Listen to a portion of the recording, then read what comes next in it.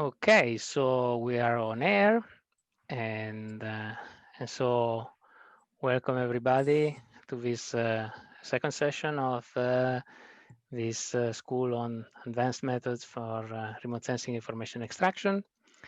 And while we wait for the attendees to get into to dial in to the Zoom link that you guys have received, I can start sharing my screen. That could help me in just a second. Here in introducing our next speaker. As David Letterman will say, my next speaker doesn't need any introduction.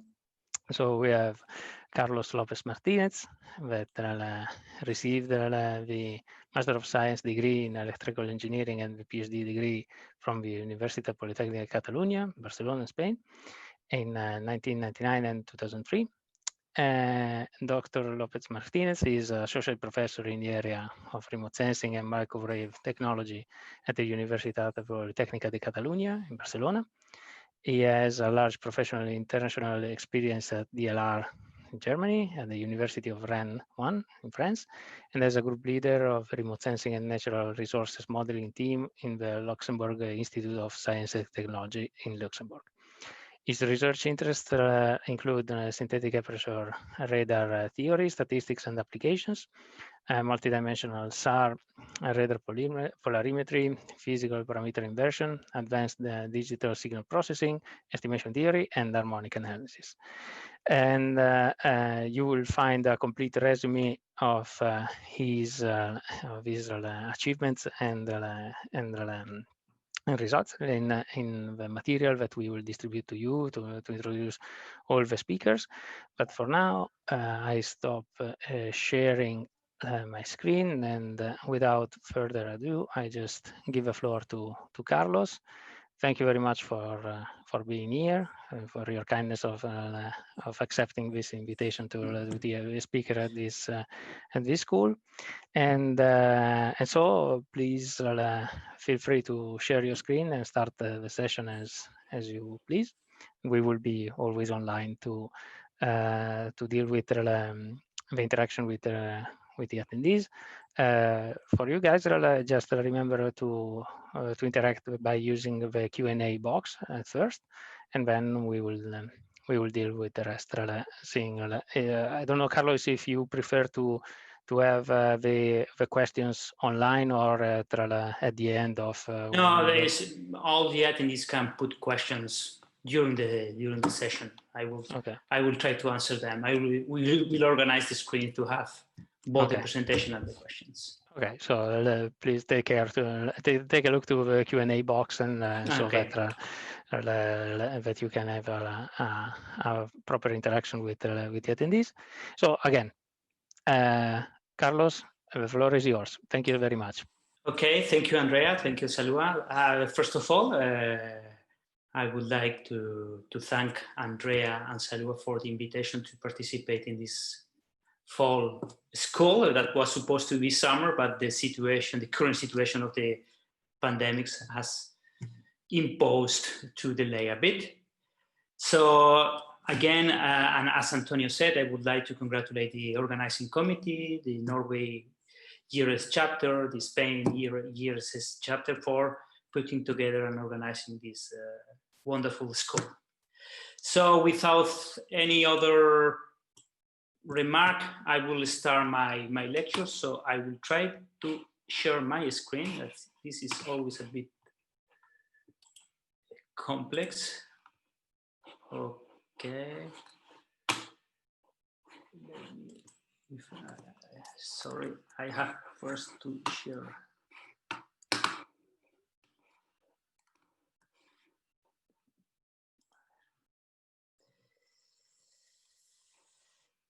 Let me see.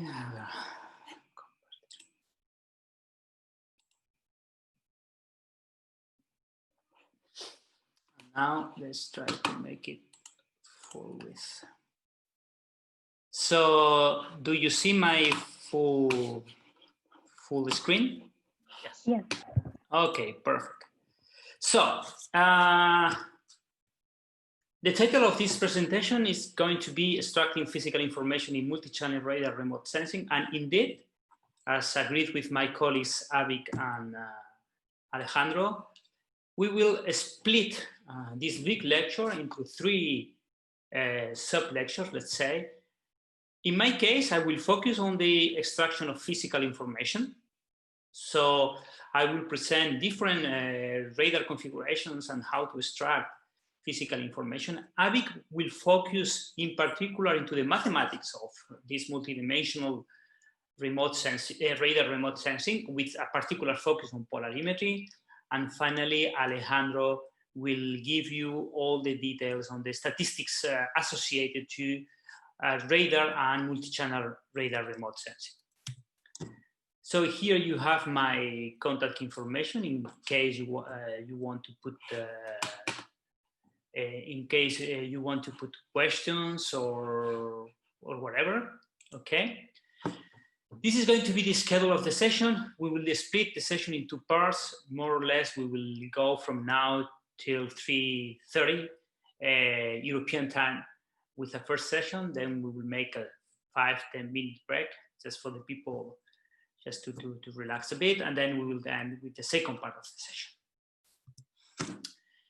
which are going to be the objectives of this lecture. First of all, I will introduce the principles of radar, the principles of synthetic aperture radar, so therefore you can have a better knowledge of the multidimensional configurations that these systems or this synthetic aperture radar can be configured.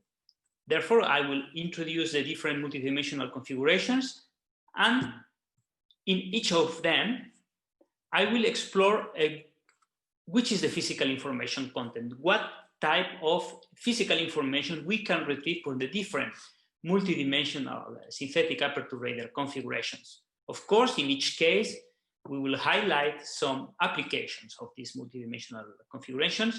And as I said before, this session is complementary to the following ones given by Avik, focusing on the mathematics, and the one of Alejandro tomorrow also focusing on the statistical information content of multidimensional SAR and multidimensional SAR.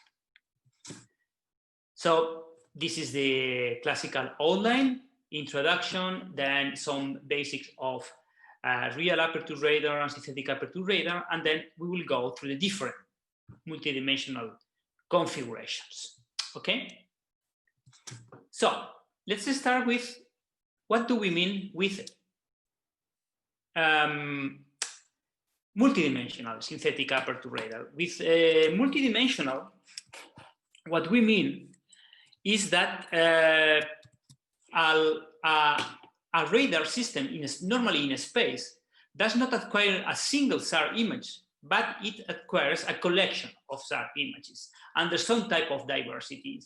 This means that we are acquiring the different SAR images with different conditions of the system. And we will see that different conditions will mean different information content. As Alejandro will explain tomorrow, the main characteristic of this vector or collection of SAR images is that K can be deterministic, can be a deterministic quantity, or it can be an stochastic quantity. And you will have all the details tomorrow. Depending on the number of SAR images, and as I said before, the type of diversity, you can be sensitive to the different type of information. For instance, in the case of SAR interferometry, it's a spatial diversity. So you place the radars at different spatial positions. The most simple case is when you have 2 SAR images. So in that case, you are sensitive to the topographic information, to the topography. In differential SAR interferometry, you acquire more images, so you can be sensitive to the movements of the terrain. Then there is a second type of diversity in which you play with the polarization of the transmitting and the receiving fields. So therefore, the data in this case is sensitive to the geometric properties of the target, and also sometimes to the moisture of the terrain. You can mix both interferometry together with polarimetry in polarimetric interferometry. So in that case, as we will see in this lecture, you are sensitive, or you can be sensitive to volumetric structures, mainly forests and agricultural areas.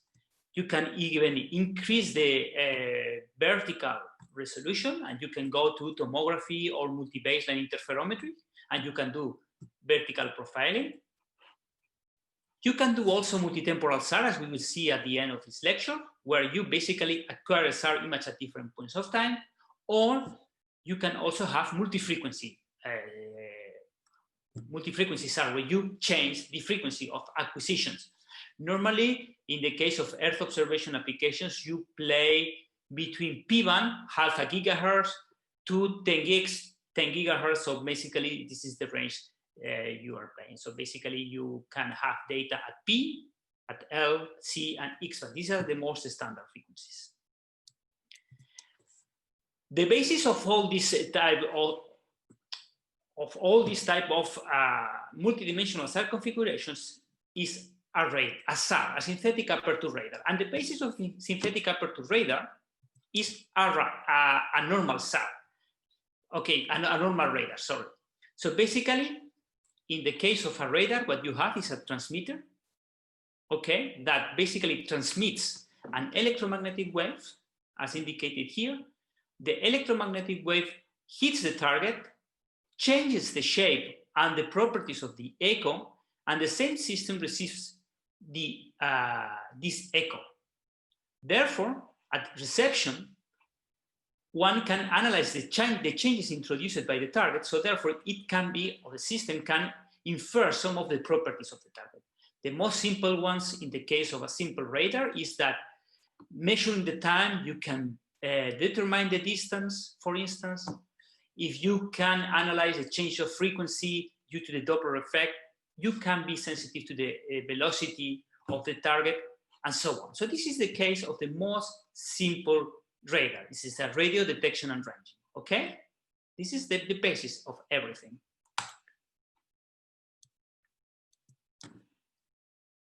When we analyze a radar data, we have to take into account two dimensions. Is the dimensions where we have sensitivity. The first of all is the range dimension. That basically is the dimension between the radar, okay, and the target. So basically, a normal system sends a train of pulses with a given pulse repetition frequency with a given duration TP. Basically, we receive these echoes with a certain delay, and considering the speed of propagation, in this case, in the vacuum, basically you can detect the range. You can say, you can tell the position, the range of the target, that is, which is the distance between the radar and the target. Okay, this is the first dimension. In this dimension, we can have also many targets. Okay, and this example, I put two targets. So depending on how close these targets are, you can distinguish or not these targets as separated at reception. So basically, what we can define is the range resolution, which basically you have the equation here. Basically, it tells us how or which is the minimum distance at which we can distinguish two targets as separated. Okay, so this is the properties of this range dimension.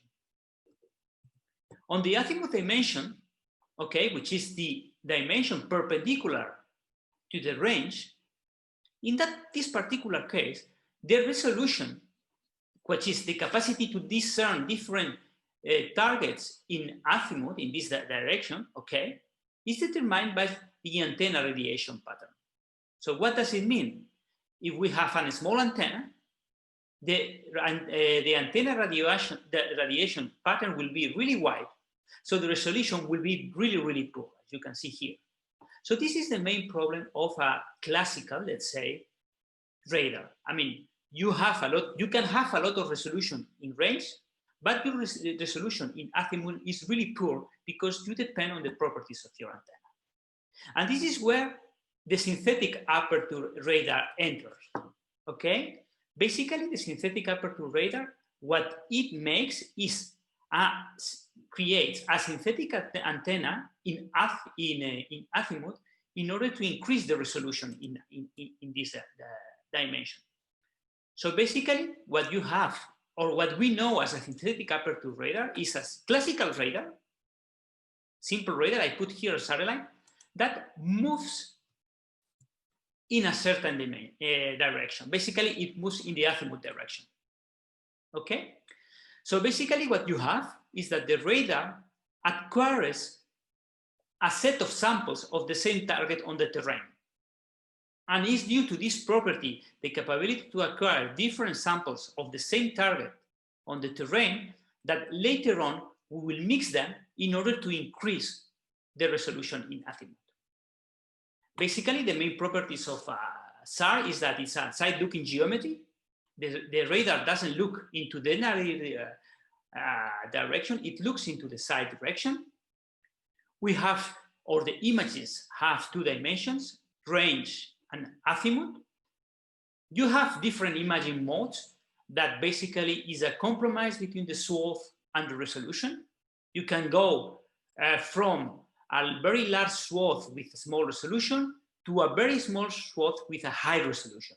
Nowadays, you have more complex configurations where you can achieve large swaths with a high resolution, but this is, of course, at the cost of having a lot of, the need to transmit a lot of information. And the most important thing, so images are complex.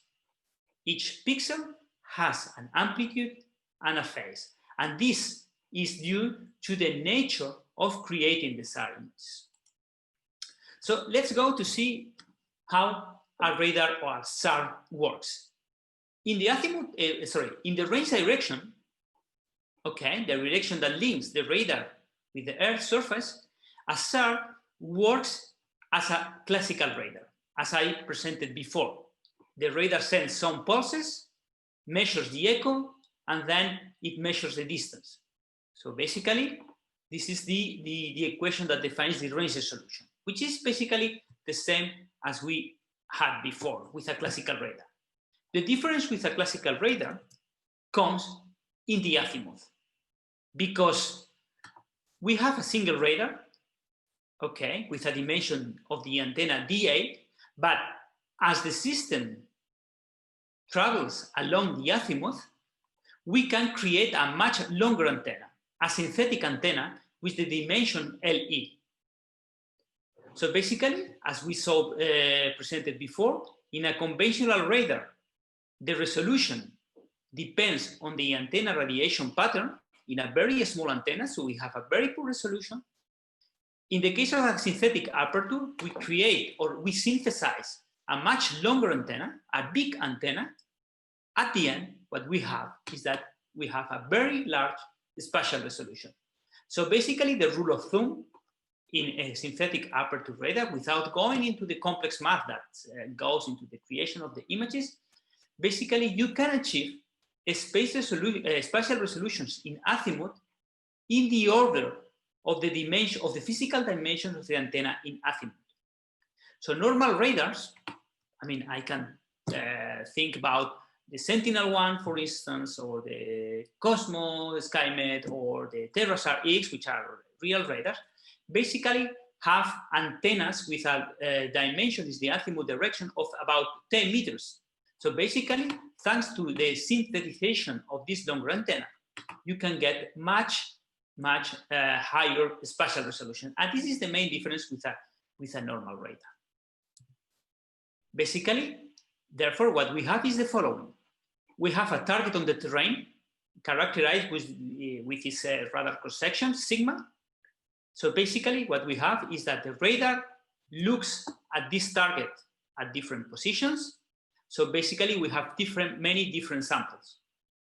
Basically, what we make is we collect all these samples, we compile them, and we get the synthetic aperture radar image, S.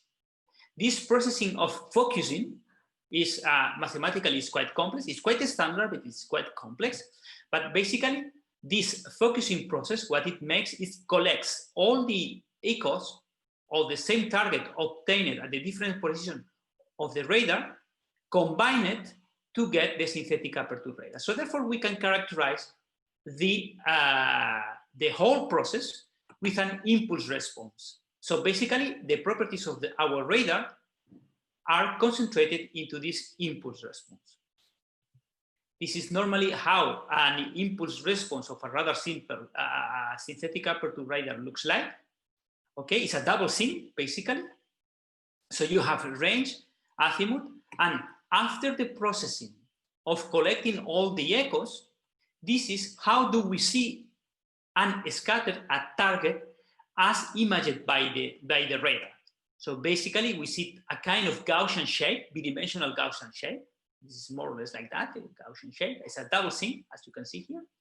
So basically, the higher the resolution, both in azimuth and in range, the narrower is this response. So basically, we can detect finer targets on the terrain.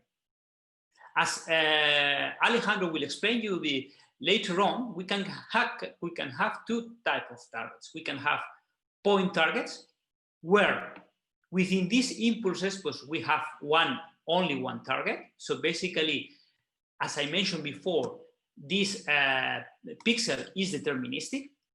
Nevertheless, in most of the situation, what we have within this impulse response is a collection of targets. So in that case, the only way to analyze the value of the pixel is to consider it a statistic, or to consider the statistics.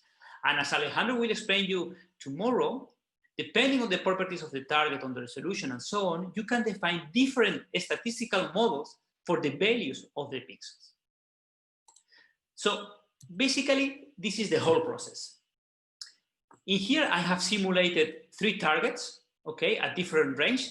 This is azimuth, this is range, and this is basically what the radar sees, okay? If I go before, this is how the radar sees this target for the whole excursion of azimuth. So in order to obtain the impulse response or to obtain the value of the pixel, what we need is to combine all these echoes, because these images here correspond to the echoes of all, or the acquisition of all the echoes during the traveling of the system, okay? We make, as indicated here, the range compression, the amplitude range compression, and at the end, this is what the radar sees, and this is what we obtain at the end. As you can see, ideally, these points correspond to deltas, but because of the impulse response of the system, what we see is these crosses, which are the double SIM. What happens in the real case? This is a real SAR image, okay, given by DLR. So this is the raw data. This is basically the bolts that the radar measures at the receiver.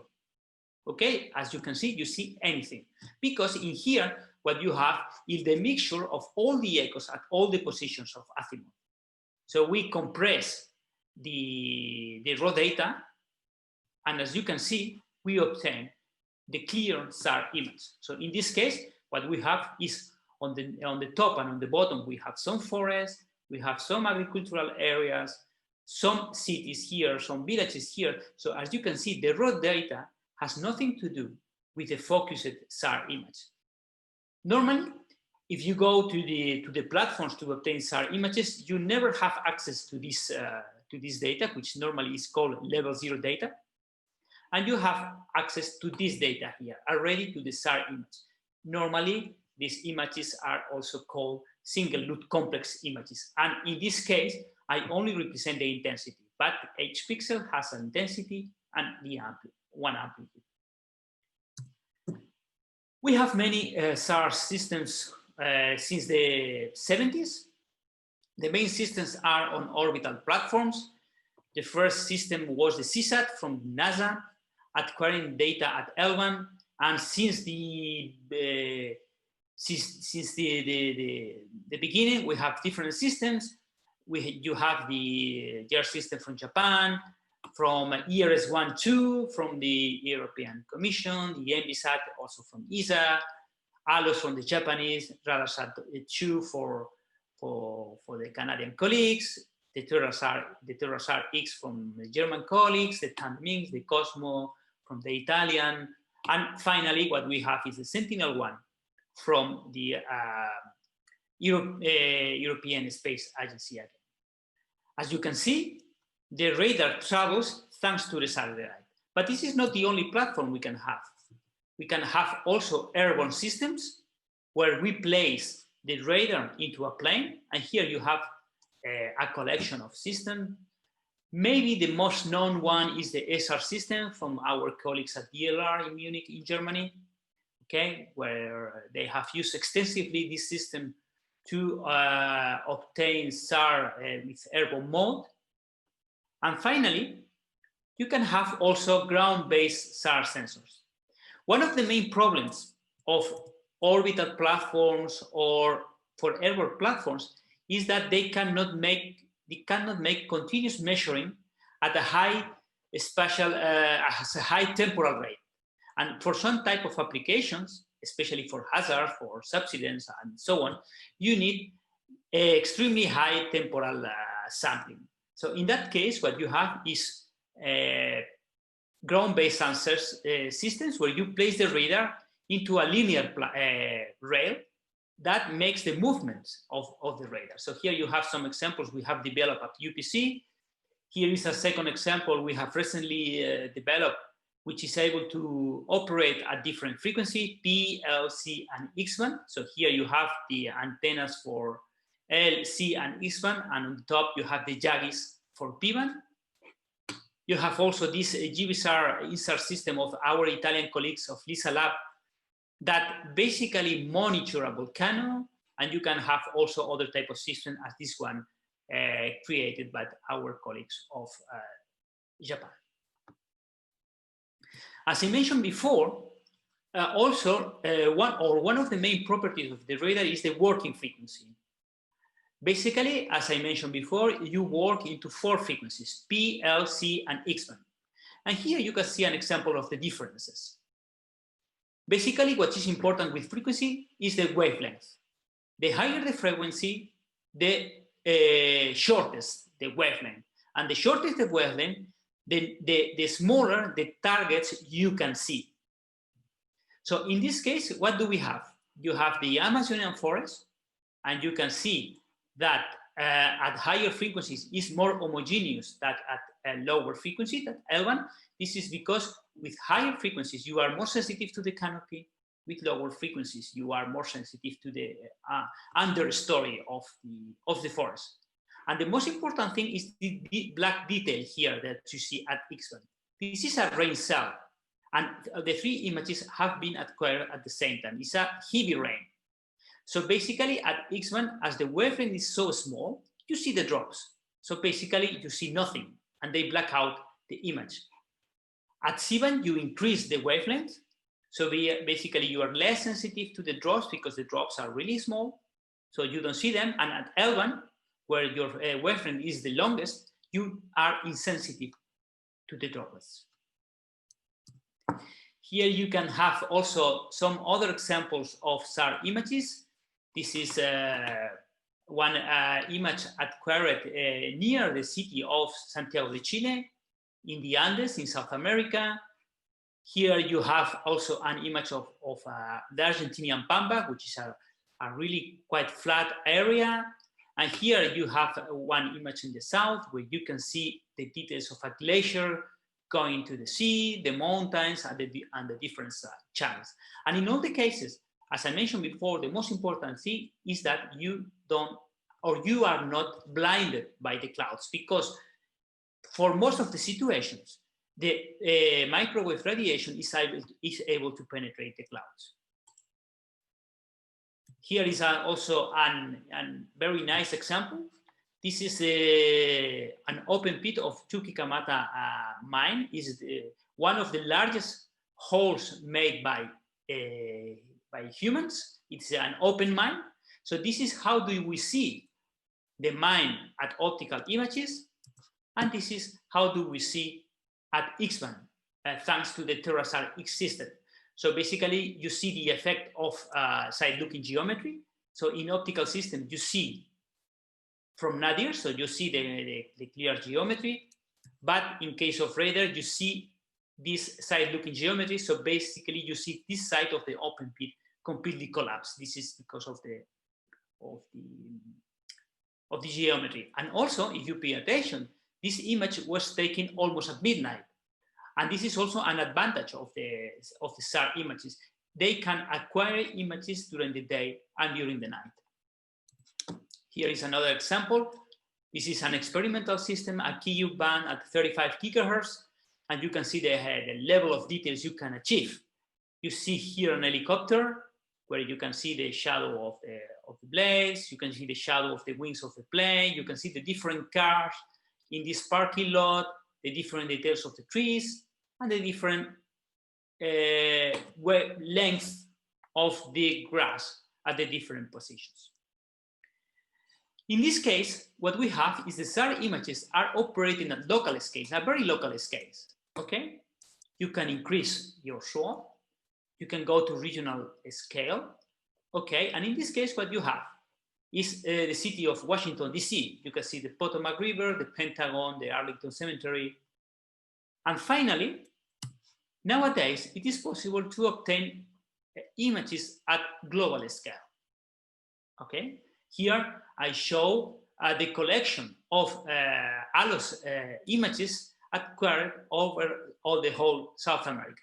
So in here, you can already see what Antonio mentioned this morning in his lecture, the importance of the fact that remote sensing is exploiting in terms of the data you need to process for different types of application. Okay?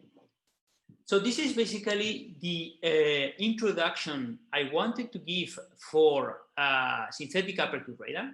These are the basics. I mean, there are a lot of details that you can go to the different biography, but at least with this short presentation, you can have an overview of what a radar SAR can achieve. If you pay attention, up to now, I have considered a single SAR image. What do we mean with multidimensional? As I said before, multidimensional means that we are acquiring different SAR images of the same area, and therefore we will be sensitive to some type of information. Let's go with the first configuration, which is SAR interferometry. Okay? So, one example. This is Mount Etna in Italy. This is acquired at X1, at 7, at L1. And in the middle, you can see the mountain. It's a kind of cone, okay? You have a flat area here, some mountains here, and in the middle, you have the mountain with the crater on the top. If we are able to put two SAR systems at two slightly different spatial positions, what we can obtain is this information. Basically, we can obtain the information of topography. In this case, code as the phase difference between two SAR images. That basically they correspond to the level course of the different terrain. Okay, as you can see, if we go back, the top of the mountain was here. So basically, you go from the flat area here or here, depending on the frequency, and as you go up, you increase the frequency, and the frequency of fringes, you increase the value, and basically what you have is the topographic information. How do we obtain this information? So basically, this is the standard approach of a SAR image. As I mentioned before, a SAR image is a complex image, has an amplitude, and has a phase. Okay? Here, I put all the information of Mount Etna acquired with an airborne system. So here you have basically the amplitude, okay, and here you have the phase. So as you can see, the phase has no information at all, okay, because as also Alejandro will explain you tomorrow, there is an stochastic term that basically produces this phase to be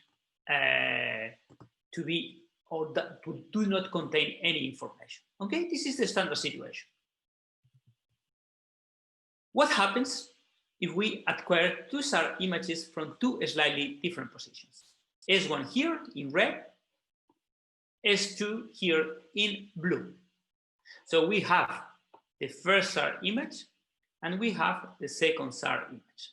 Okay, that take data from the same area of the surface.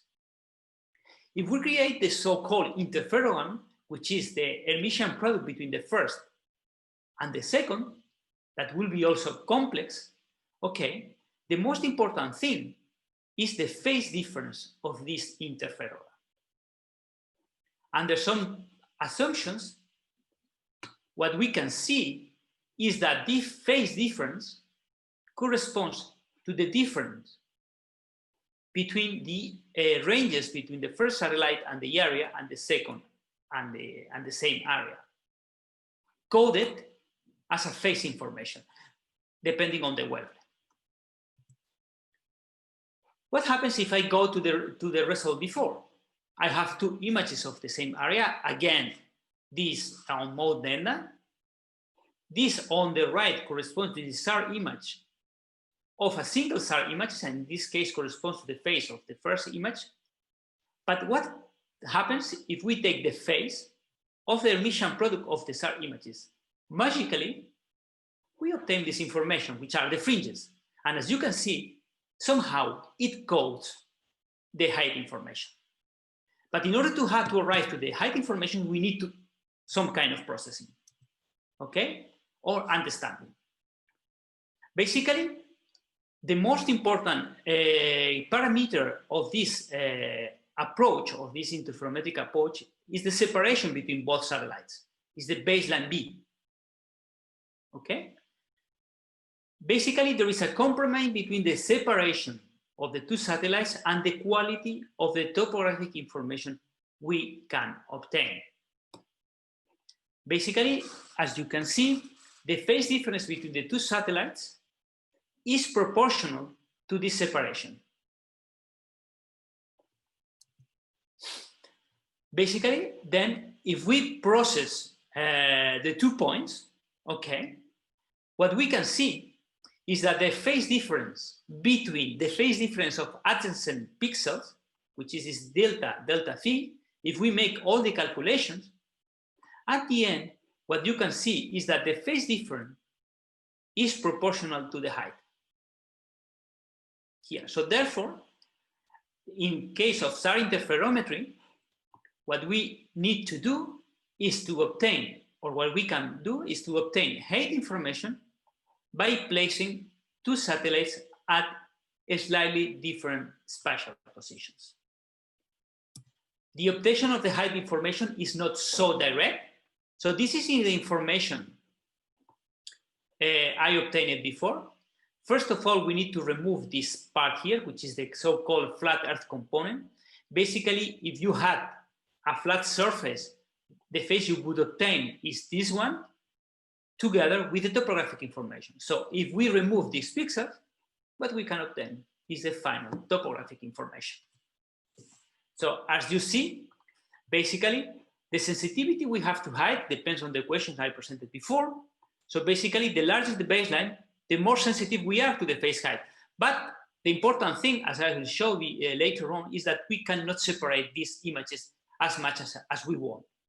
Okay, and the shorter the wavelength, okay, the higher the frequency, the more sensitive the phase with height. And this is what I presented to you before with the three examples of the Mount Etna acquired at X, L, and P, X, L, and C. Nevertheless, the life is not so easy. And what I have presented to you before is that, or is the so-called geometric approach. Nevertheless, as I told you before, for most of natural targets, we need to consider the SAR images as stochastic processes. So this also affects the case or SAR interferometry. Okay, So on top of this geometric approach that told us that phase difference is proportional to height, we need also to consider the stochastic approach. So basically, we need to consider this randomness in terms of the interferogram. So basically, our interferogram, we defined it before as S1, S2 complex conjugate, the emission product. We need to consider it from a stochastic point of view. So we need to take into account the expectation of the interferogram. And this is to consider the stochastic nature of the star images when we face natural targets. Perhaps the most important parameter that we can define in multidimensional star imagery and in interferometry in particular is the complex correlation coefficient. This complex correlation coefficient is calculated as here, and basically it's a kind of a normalized coefficient. We have the amplitude and we have the phase. As I presented before, in the case of the interferometry, this phase contains the information of topography. Okay? But the most important thing is the amplitude value, which ranges between 0 and 1. And this amplitude of this complex correlation coefficient is called coherence, and basically tells us the quality of the phase when dealing with natural targets. There are, or the most important thing, let me go to this point, is that we can interpret this complex correlation coefficient physically. There are different terms that affects this interferogram, this random interferogram, which are I have listed them here, is the baseline or the geometric decorrelation, the Doppler eccentric decorrelation, the volume decorrelation that will be exploited later on in polarimetric sound interferometry, the thermal or system noise, temporal turbine decorrelation. I mean, the targets can change between two temporal acquisitions, or we can induce errors in our processing. So basically, the idea is that this amplitude tells us the quality of the phase. And this term can be interpreted physically. And as we will see, in all the multidimensional SAR configurations, the most important thing is the physical interpretation of this term. In here, we have interpreted it in terms of interferometry. So the phase basically contains the topography. The amplitude determines the quality of the phase, as we will see. In the case of polarimetry, it contains other information, and so on. So this is the effect of this coherence. So here you have the absolute phase. Here you have the rapid phase, because the phase is a rapid quantity between 0 and 2 pi. And this is how the phase looks like when coherence is equal to 1. So the quality is perfect. What happens if we start to decrease coherence? What happens if we start to make the quality of the phase poorer? What it appears is that the phase has more noise, as you can see in here. Here I made some simulations, simulating a coherence for 0.8, 0.6, 0.4, and 0.2. The limit is 0, where the phase of where the quality of the phase is very, very poor. You cannot retrieve this information. So basically, when we play with interferometry, we would like to be in this situation, because this is the topographic information. But what we have in reality is this. Okay, this situation. And the most important thing is that the coherence, sorry, is not homogeneous in the SAR images. I mean, in some areas you can have very high quality phase. In some other areas you have very poor phase quality. Let's go with a real example of interferometric, of an interferometric chain. How do we obtain topography, and especially topography in large areas, okay? Because the main advantage of SAR, especially from space, is that you can obtain topography for different areas. So here we start with our inputs, the first SAR image, the second SAR image. Here you have all the steps of the processing chain. You have to register the images, that is that every pixel of the first image corresponds to the 1 pixel on the second. You generate the interferogram, you eliminate the flat earth correction term, you filter to improve the quality, you unwrap to obtain the unwrapped phase, and finally you get the DEM. So let's go with one example, real example. This is the interferogram of one area on the south of Catalonia, south of Barcelona. So here you have the result with ERS1. This is ERS1 data. What do you see when you eliminate the flat earth component? So you see that you have some topographic information. The second step is the filtering. You improve the quality of the image by filtering these images. And the most important thing, for instance, is in here corresponds to the sea, and here corresponds to a river. In these areas, you cannot filter because the correlation is equal to 0. So in there, you cannot filter because there is no information. I mean, you can go to the bibliography and you can see different types of filters, from linear, non-linear, processing the wavelet space, etc. There are many, many techniques in order to increase the quality of the interferogram. The next step is just to unwrap, is to transform these cycles of between 0 and 2 pi in absolute cycles. And this is what you obtain. So here you have an example with a toy example with a pyramid.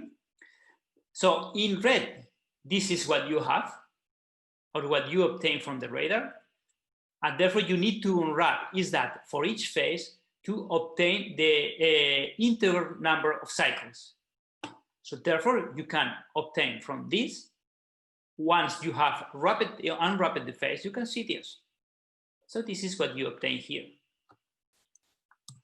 The next step is to geocode, is that to transform the SAR image from the radar geometry, azimuth range, to a certain coordinate system, which makes sense from a GIS, for example. And finally, this is what you have. What we have seen before is one area of here. In here, what you have is for a complete area of 100 by 100 kilometers. Okay, this is the rapid phase. This is the coherence. Remember, coherence equal to 0 means poor phase quality. Coherence equal to 1 implies high phase quality. So as you can see, on the land, more or less you have high quality phase. And this is because the targets are very stable. On the sea, the sea is not stable, so basically the quality is very low. You unwrap the phase, and thanks to the equation I have presented before, what you obtain is finally the digital elevation model. You obtain for every pixel the height. And this is the what SAR interferometry is sensitive to. As you can see, interferometry is very simple. You place two satellites or two systems in two positions in the space, separated slightly. And thanks to this diversity, spatial diversity, you can obtain the topographic information. So in the case of interferometry, the physical information content is the height, the terrain of the height, the topography. Okay. For instance, you have the SRTM mission by the NASA that was able to obtain the topography for the complete globe. And recently, the Tandem X mission from the German colleagues have obtained the same worldwide topography, but with much higher resolution, especially and in height. Let's go to the next type of diversity. What happens in the previous case? Let me go back, sorry. what happens is instead of 2 SAR images, we acquire 3 images, and one of them separated in time. We can be sensitive to movements of the terrain. I mean, if we make this process, this interferometric process at different times periods, we can be sensitive, as I said before, we can be sensitive to different we can be sensitive to movements of the terrain. So for instance, what type of movements we can be sensitive to? We can be sensitive to subsidence, for instance, due to water pumping, to cracks, for instance, in here. We can see also movements due to earthquakes, to large earthquakes that move the terrain, or we can be sensitive to terrain slides. For instance, there are some questions, sorry, let's see.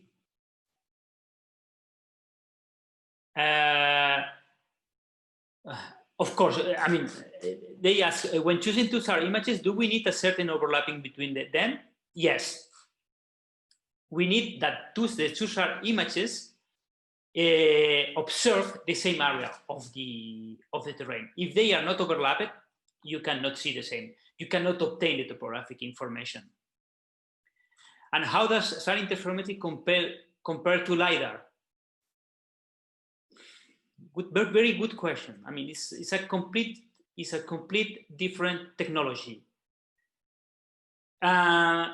Basically, in the case of SAR interferometry, you need 2 acquisitions to make the phase difference and to obtain the height information. Nevertheless, in the case of LiDAR, you need a single acquisition, because you send basically a pulse, you retrieve the echo, and from the difference, you obtain the distance, so you obtain the topography. But you don't have to forget that a LiDAR is nothing more than an optical radar. So basically, if you go back to the beginning of the presentation, you measure terrain using a single radar, simple radar, but operating at optical frequencies. Therefore, with a much higher range resolution that you can obtain with microwave, microwave radiation. Okay. So how we can be sensitive to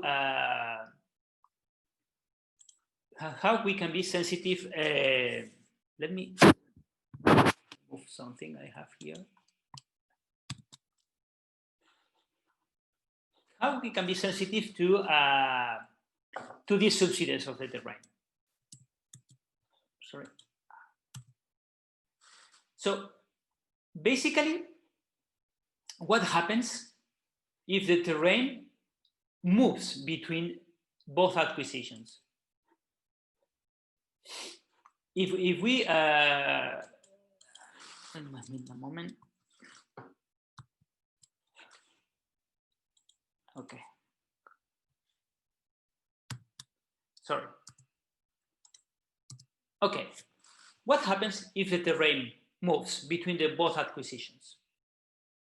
We will have all the terms I have presented before. We will have the component due to the flat terrain, the component of the topography, and of course, the component due to the movement. Basically, when we face differential SAR interferometry, what we want to obtain is to remove this flat terrain, and we saw that this term can be eliminated using the geometry. It's very easy. We need to remove the topographic information. In this case, we are no longer interested in the topography, and we retrieve only the term due to the movement. So basically, there are different techniques in order to retain only the phase due to the movement. The first method is the short baseline method. So basically, what we make is using SAR images acquired in such a way that the systems are really, really close. So basically, this term Bn here is 0. So basically, you are sensitive to this term in here. So you're sensitive to the movement. Sentinel-1, the European Space Agency system, is operating at this configuration. I mean, the orbits are the orbits that we can achieve in current state-of-the-art systems. I mean, it's very precise. So basically, the Sentinel-1 system is able to go almost through the same orbit. So therefore, we can make this term, this baseless term, practically 0. So if you make interferometry with Sentinel-1, you don't obtain the topography because the baseline is very short. What you obtain is the movement of the terrain. Okay, there is a question by Jasmine. What type of information we can extract about rods? If you allow me, I will answer this particular question inside polarimetry because it's where you will have a proper answer to this question. I will answer later on, okay? The second method to obtain this sensitivity is to somehow to use an external DEM to remove this part from the interferogram, so we are sensitive to them, or we can use 3 images. Basically, 2 of the images with no movement are used to generate the DEM, as in the previous case, and then once the DEM is cancelled, we are sensitive to this movement. So there are different ways to be sensitive to this movement. And the most important thing, Sentinel-1 plays with this, or operates, let's say, with this configuration, short baseline method, due, as I said before, to the precision we can achieve today in the revising orbits of the orbital systems. Here is one example I would like to show. I mean, this is quite an old example. This is a project we did in our university. So this area, okay, is where some subsidence was reported in a very small town in a mountainous area. So we wanted to measure this subsidence. I must indicate that in many cases, subsidence has to play, or subsidence monitoring with interferometry has to play with very low quality phase images, as you can see here. So basically, in this case, what do we have? We have 2 SAR images over this area here. One image is acquired in 95, the second image is acquired in 98, and almost 1,000 days difference between both acquisitions. So therefore, between these 1,000 days, there was a movement of the terrain. Of course, the temporal decorrelation is so large that the phase of the quality is very poor. But nevertheless, at these very difficult conditions, we can obtain information. So this corresponds to one area of 5 × 5 kilometers. See this in the interferogram. So we have the flat earth component, the topography, and the movement, as I presented before.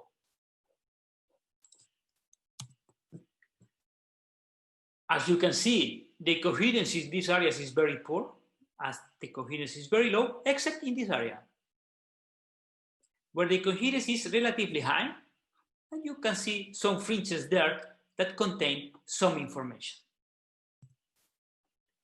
We remove the flat earth component, and we remove also the DEM, the topographic information.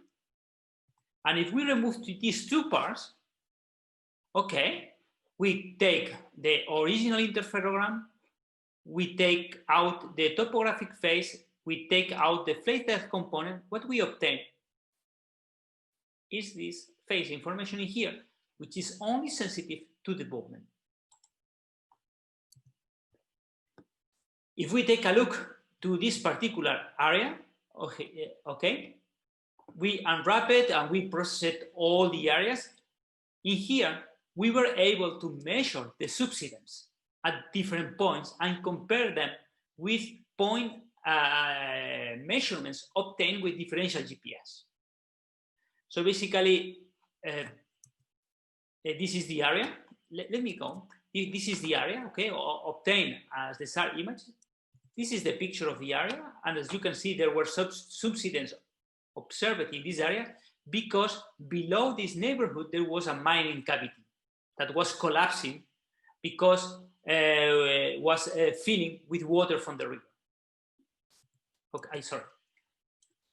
This is the values we obtained. Despite the low quality of the data, we were able to measure displacement in the order of centimeters per year. So basically there were 3 points, and the measurements, even that the quality of the data was so poor, we were able to estimate those movements. And we can see that if compared with differential GPS, which is much more precise, we are able to obtain the numbers in the same order of magnitude. So we were able to estimate this information. And the most important thing, differential GPS is a point measurement. You have 3 isolated points. With SAR images, as we are able to cover the whole area, we are able to obtain a complete map of the subsidence phenomena. And as you can see, the largest subsidence in the order of 2.5 centimeters per year is in this area here, for instance, and in this area here. Okay? So this is the type of information you can obtain with differential interferometry, but there are more impressive results. This is one differential interferogram of an earthquake, okay, that took place in 1999 in California. So basically, the data of this area or this image is the following. The difference between the 2 SAR images is 35 days. So the earthquake took place between the 2 SAR images. Each fringe between red and red or blue and blue is about 2.3 centimeters, let's say. So every fringe, every band corresponds to 3 centimeters. And here in yellow, we have the position of the fault. So basically, one image was pre-seismic, the second was post-seismic. We can see the difference. And you can see how SAR images are sensitive to the whole movement of the terrain in a large area. And as you can see, this is the complete movement of the terrain due to the earthquake. So basically, you can see the largest part of the movement took place in this central part here and in this part in here.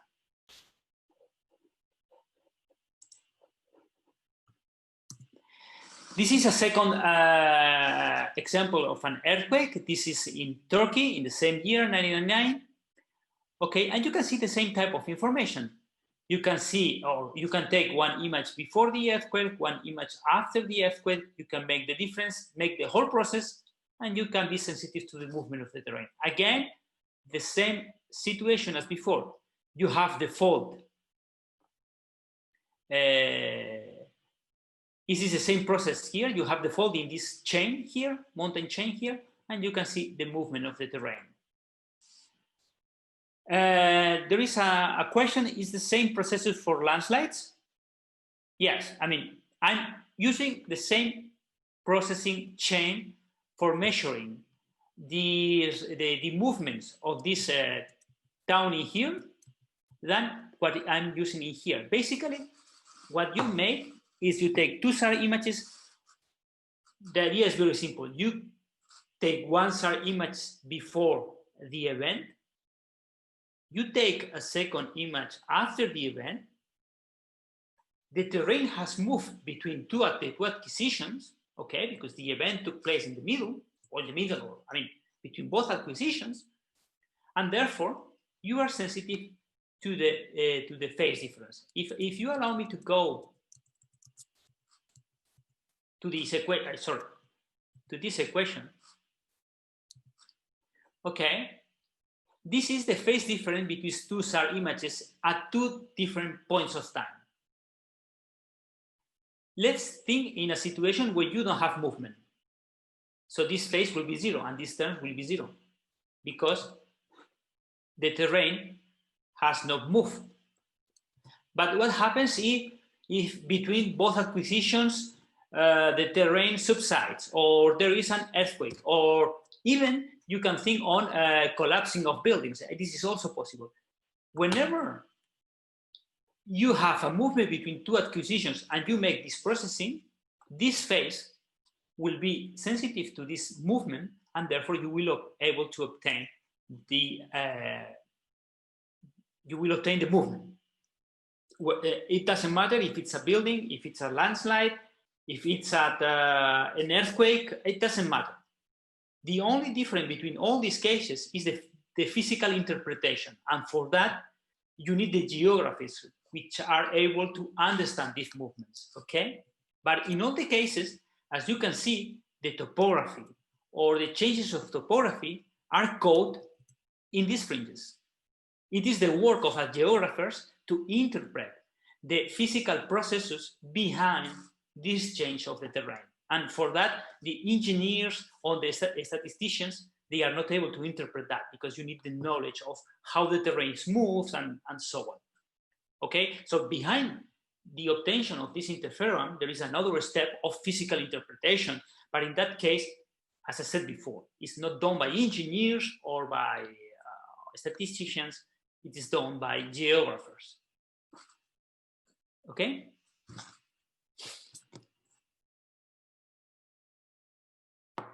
Is there any question up to now?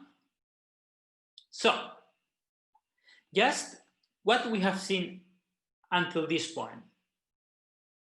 We have seen the basics of synthetic aperture radar, okay, how a SAR system acquires one image. And we have seen two types of multi-dimensional configurations, if you allow me to use this word. The first configuration is SAR interferometry, and the second configuration is differential SAR interferometry.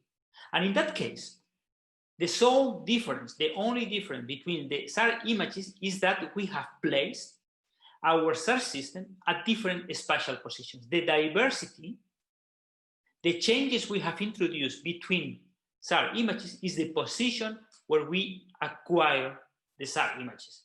And to acquire the SAR images at different positions allows us to obtain topographic information, the height of the terrain. So this is in one sentence, what interferometry means in the frame of synthetic aperture radar.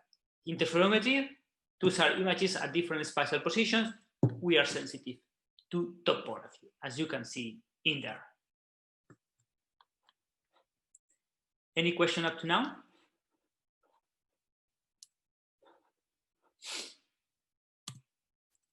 Okay. So we are going to change radically our diversity. There is a second type of diversity. I mean, diversity for us is the conditions in which we acquire the SAR images. Before, we were acquiring the SAR images between different spatial positions. What happens now if the difference between the SAR images is no longer the spatial position, but the polarization of the electromagnetic field that we are using? Okay, there is a question, Sailaja. Okay, this is what are all the geological applications that we use in INSAR? I don't know all of them. I mean, you have done any application that needs information for topography or information of movement of topography can use interferometry for understanding the geological processes. There are many geological processes that imply terrain or movement of the terrain where interferometry can be employed. I don't know all of them. I'm basically focus on interferometry, on subsidence monitoring and movement. Okay. For instance, there are companies that use interferometry to measure open pits or mining activities. For instance, when you pump water or oil from the terrain, there is a subsidence, you can measure that. I mean, there are many, many geological applications. Even me, I don't know all of them. Okay. Software. Which software or code languages would you recommend to conduct this analysis? Software. There is SNAP, S-N-A-P, tool from European Space Agency. I would recommend to start with that. It's a complete software tool that you can use to process data from all the ESA's systems, the Sentinel system, and also from other space agencies. This is a very good software. It's freeware, so you can download from the European Space Agency. And you can play with software. Code languages here, here is a question of preference. I mean, all my life I have been doing with MATLAB, okay? IDL. The only problem is that these options cost money. I mean, now I'm switching to Python. You have plenty of libraries, so this is another option. You have C, C++, whatever you want. I mean, for the code, I mean, you can use. It's up to you. It's really it's up to you. Also, another option is to use Google Earth Engine, but in there you have to be careful. Despite I think Google Earth Engine is extremely powerful, and particularly when dealing with large tons of data that you cannot download to your PC, sometimes the amount of processing you can do with that data is limited, not limited by the engine itself, but because of the data you have or the things you can do. But I mean, this is another option. Basically, behind Google Earth Engine, you have Python and these kind of things, but this is another option. Also, you have all the tools, all the platforms that are being put in place in the frame of the Copernicus initiative for the European Space Agency. I would recommend you to explore the Copernicus website. Okay, it's copernicus.eu, and there you have plenty of software, plenty of data, plenty of platforms you can use. But I mean, at the end, it's more or less a question of personal feeling, I would say. Any other question regarding this software? I mean, this is a question that always comes to place. I mean, I always say the same thing. I mean, it's up to you. The one you hate more, there you go with your software. But SNAP, the European Space Agency SNAP tool, is extremely complete. It's free and is really, really powerful to process SAR images, especially SAR images of the European Space Agencies.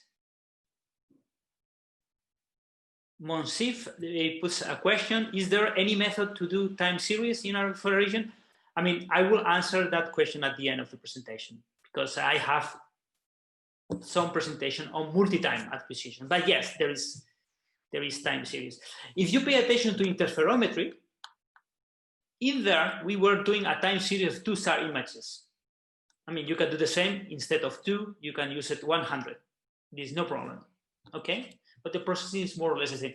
But I would like to ask you to wait until the end of the presentation, where you will see information on time series. Okay? Any specific Python libraries? I mean, I have to be honest with you. I'm also really new on Python. I know that there are tons of libraries.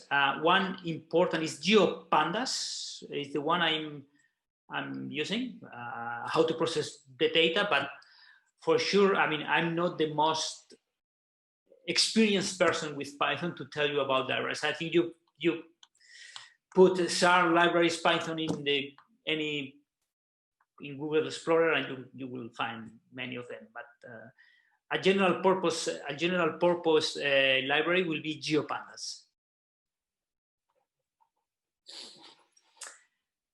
Okay, let's go again. Let's go to SAR polarimetry.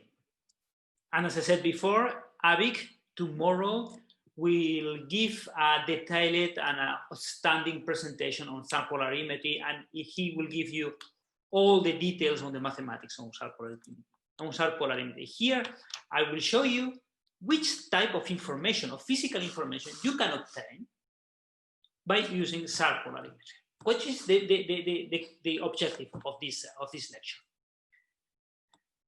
Repeating what I said before, in interferometry, which is our diversity? Our diversity, the difference between the SAR images is to obtain the SAR images between different spatial positions. What happens now if instead of playing with spatial diversity, we play with polarimetric diversity, which means to play with different polarizations for the transmitted and received electromagnetic fields. Of course, this needs a short introduction to wave polarimetry. So basically, as you may already know, all radiations are electromagnetic. In our particular case of radar, we are playing with microwave radiation, normally between 0.5 to 10 gigs. Okay, this is more or less the range of the civil SAR system. You have the military SAR system, which is completely different world. Okay, so basically, what do we have when we play with electromagnetic equations? When the system transmits or receives an electromagnetic field, basically what we are making is solving the Maxwell equations. What does it mean this? It means that the field we transmit or the field we receive must fulfill the Maxwell equation. So the solution is an electromagnetic field, which basically in here, I put the electric field. You have the parallel magnetic field, H, that varies in space, Z, and time. In the case of propagation in the free space, the most important property of electromagnetic fields is the following, is that electric field, magnetic field, and the direction of propagation, all three are orthogonal. So basically, if we propagate into the z-axis, and this is the example I show here, with a toy gun, we propagate in the z field, as the electric field and the magnetic field are orthogonal, both they are concentrated in the xy field. Okay?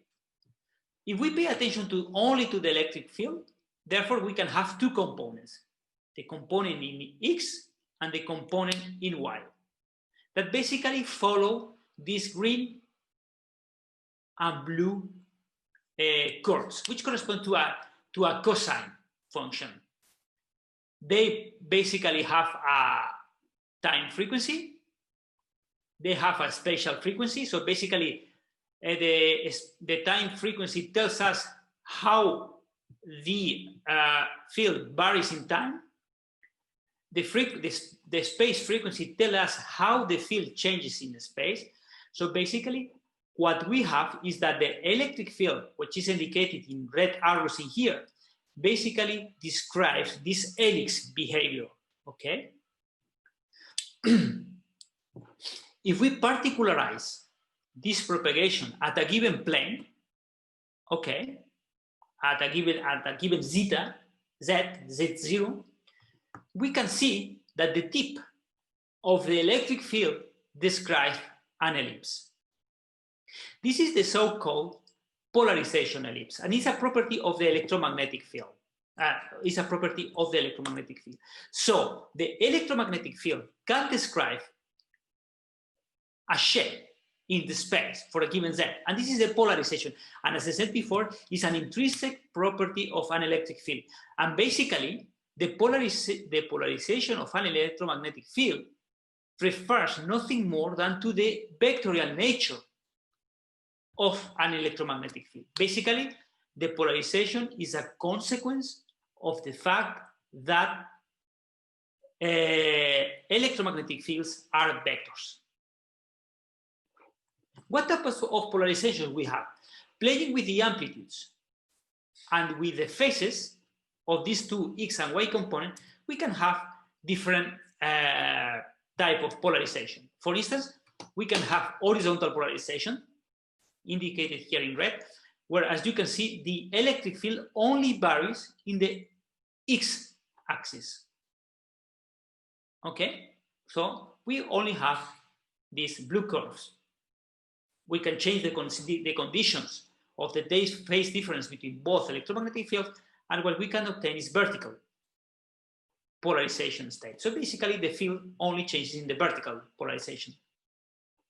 And this is the most standard polarization you will see in SAR, because almost all the SAR systems, I would say 99% of the SAR systems operate, full polarimetric systems operate at horizontal and vertical polarization systems. I have also to say that non-polarimetric systems always operate at vertical polarization state, because normally you obtain more return at vertical polarization state than at horizontal polarization state. You can go to the Fresnel equations, okay, and you can see this effect. Apart from this linear polarization or canonical linear polarization states, horizontal and vertical, we can have also the field to change in an arbitrary linear polarization state, like here. So here I include at polarization at 45 degrees, okay? You can have also circular polarization states. So here you have left circular, right circular, and then you can have the more arbitrary polarization states, which are elliptical, which go into the elliptical polarization state and the orthogonal polarization state. So basically, as you can see, our polarization states of the waves, okay, can go from linear to circular, going through elliptical polarization states. So what do we have until here? We have that our system will transmit an electromagnetic field and will receive an electromagnetic field. So therefore, the transmitted field will be characterized by the given polarization state. The received field will be characterized by maybe a different polarization state. Basically, in many cases, the target we are observing will change the polarization of the transmitted field. So therefore, SAR polarimetry refers to nothing more than to interpret the change of polarization given by the target to infer some properties of the target. And later on, I will present how to obtain this information of the target. Nevertheless, at this point, it's important to make one difference. When we play or we work with polarization, we have to distinguish between two cases. First of all, is in the case of deterministic targets, deterministic scatterers. In that case, okay, the polarization of the electromagnetic fields in time or space is constant. And these cases do not pose any problem. You can obtain all type of information you want from the target. Nevertheless, the problems comes when we go to distributed targets. In this case, I'm referring essentially to natural targets. In that particular case, the important thing, okay, is you remember when we are the presentation with SAR system, when we are dealing with natural targets, the SAR image can only be analyzed from an anisostochastic point of view. When we play with polarimetry, this random behavior translates to the polarization state. So basically, we do no longer have what is called completely polarized wave. It's a constant polarization state. But basically, we have a partially polarized wave where the polarization state changes randomly. Again, Alejandro tomorrow will give you all the tools and how to interpret this random behavior of the polarization state of a wave to derive some information of the target. Okay, until now, we have described the polarization state of a given wave.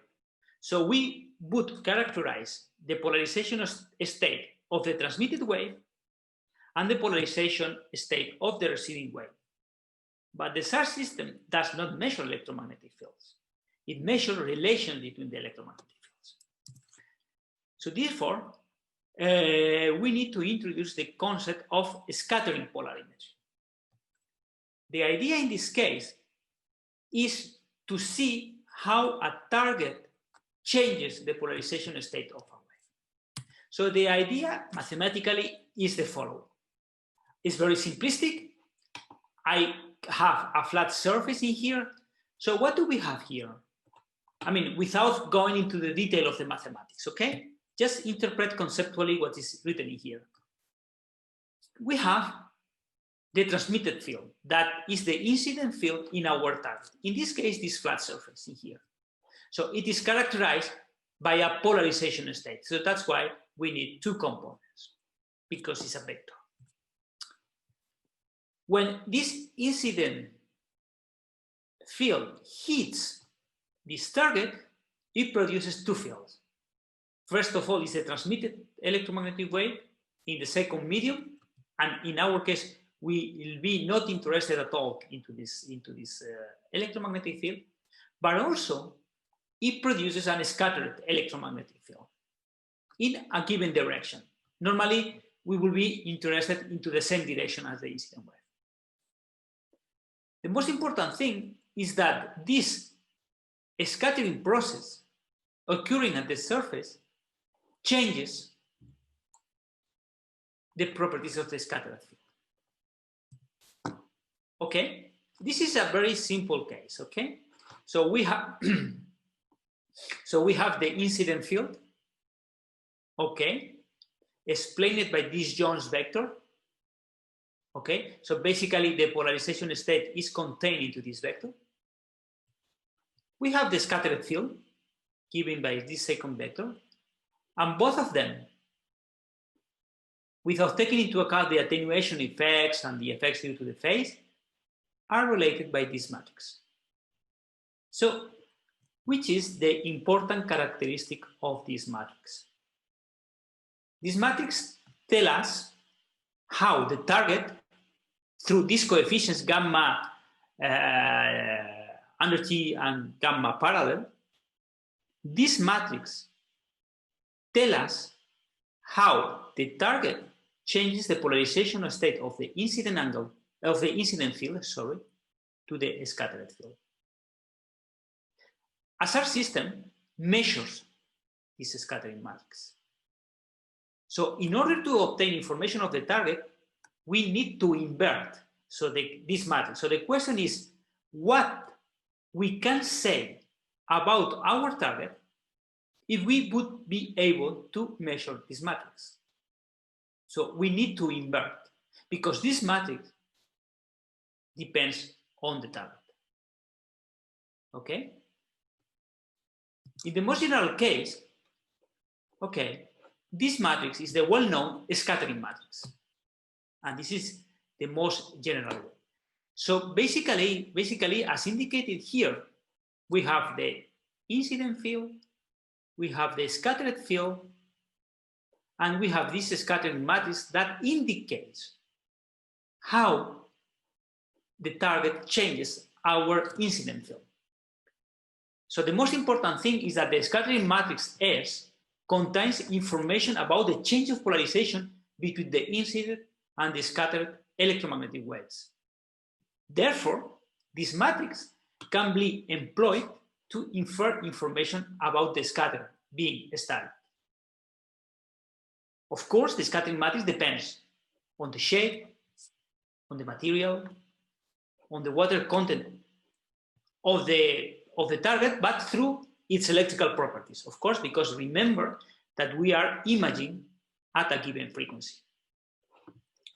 Of course, this scattering matrix will depend on the frequency, and we have seen already several examples where we can see the effects of frequency.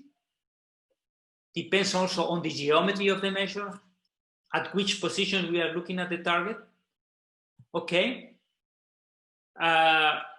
We must consider also depends on the coordinate system, but in this case, please don't pay attention to this because this is a kind of technical dependency. And the most important thing, and later on we will go to this important property.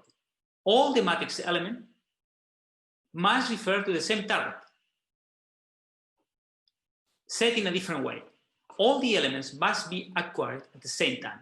It doesn't make sense to measure one element at one time, one second element at another time, and so on, especially if the change is the target changes between the acquisition. So we need to do our best to acquire these elements all at the same time. Problem: the elements technically can never be obtained in a normal cell at the same time. So how do we do it? Let's go to our initial system, radar system. We have the transmitter, we have the receiver, we send our pulses. But in this case, what we have is pulses with horizontal polarization, and we receive with horizontal polarization. If we want to receive as two polarization states, what we can make is to place a second receiver and the antenna tuned to the vertical polarization. So in this particular case, what do we have? We transmit in H and we receive in H and in B. And what do we obtain here? We obtain only one column of the matrix. The symbol of the right represents transmission, and on the left means reception. So basically, this scheme here indicates that we transmit a certain power in horizontal polarization. This target reflects a certain part of the power also in the H polarization, but also it reflects some power at vertical polarization, and we measure this relation. What happens at the opposite? Okay, so we have measured the first column. What happens if we put the opposite? We transmit at vertical, we receive at vertical, and we receive on the other receiver at horizontal. In that case, we are able to measure the second column. And in this case, the process is different because we transmit in B, part of the power is scattered at B, and one part is also scattered in H. So why we cannot measure the four elements at the same time? Because when receiving a certain power in a certain polarization, we are not able to distinguish if this power comes from the same polarization in transmission or for the cross polarization due to the opposite polarization. So that's why we need to measure the scattering matrix at two times. Normally, it's the measure of this scattering matrix is done at very high frequencies. So the time difference between the acquisition of both columns is really, really small. This only poses problems at two different types of targets.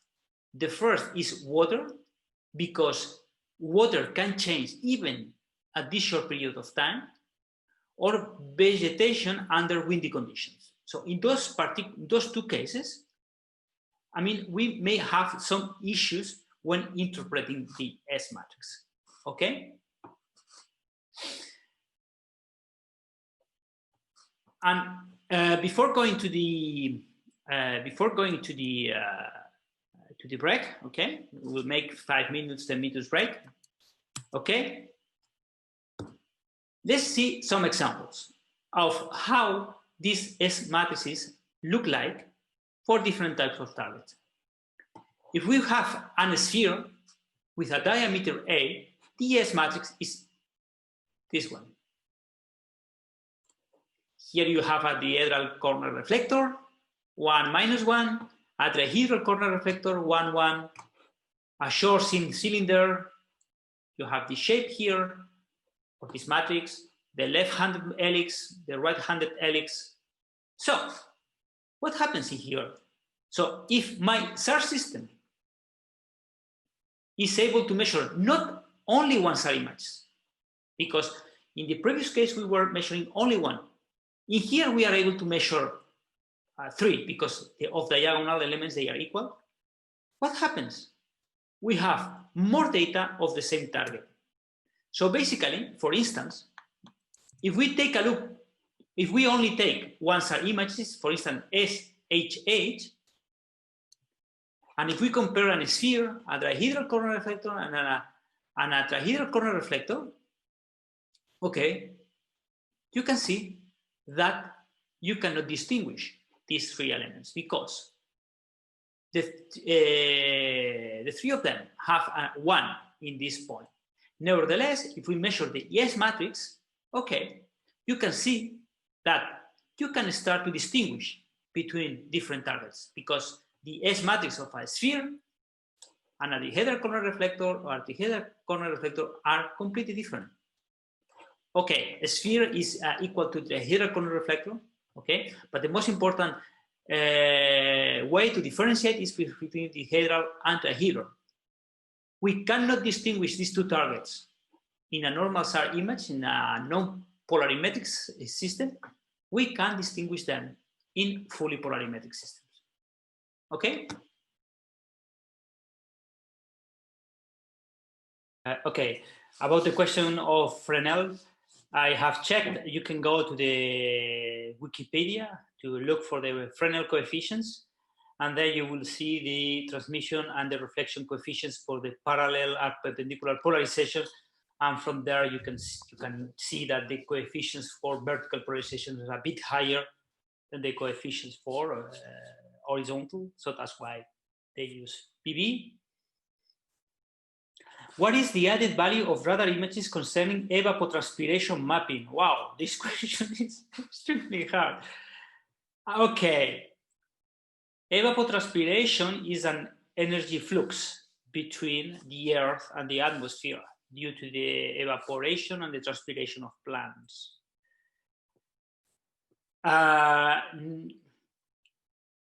As far as I know, with SAR, you are not sensitive to the evapotranspiration directly because normally you use thermal imaging to obtain this information. What I have seen, or what we are currently doing with some colleagues, with Thomas Jahuber from DLR, is that we are trying to see if we can get moisture content of plants. This, I don't know if can be related with evapotranspiration. I have no answer. So, I mean, at the moment, I don't want to give a straight answer to that question because indeed I don't have an answer to that question. I mean, I know that evapotranspiration basically is estimated through eddy towers or through thermal optical images. But for radar, I mean, up to my knowledge, I have never seen estimation of evapotranspiration based on radar.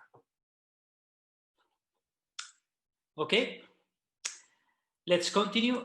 Let me share my screen. As always, this is a bit tricky when you play with two screens. No, I think compartir. Okay. Do you see my full screen? Yes. Yes. Perfect. Okay.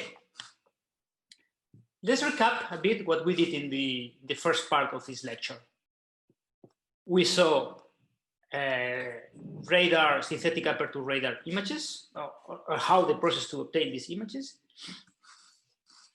And from there, we saw that if we take two SAR images where the system is placed at different spatial positions, we are sensitive to topography. And this is one type of diversity, one type of multidimensional SAR systems. In this case, we had a second type of diversity in which we were playing with the polarization of the transmitted and the received field. As I mentioned, if we are able to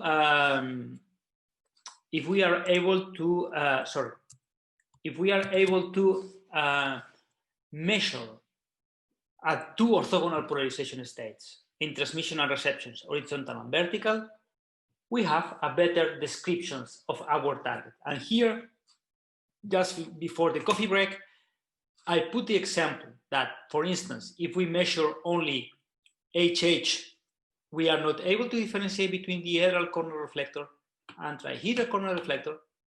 If we are able to measure the full covariance matrix, the full scattering matrix, sorry, we are able to distinguish them. So basically, this is the information content of polarizations. We are able to distinguish different targets. And this is the most important thing. In the case of a single SAR image, we are able to distinguish between targets only through the power. In the case of polarimetry, we are able to differentiate the targets, also considering the polarimetric information. And this is the physical information content. Let's go to perhaps the most important slides on polarimetry. So in this case, this is the physical interpretation of the Pauli component, which is nothing more than the combination of the channels of the covariance matrix.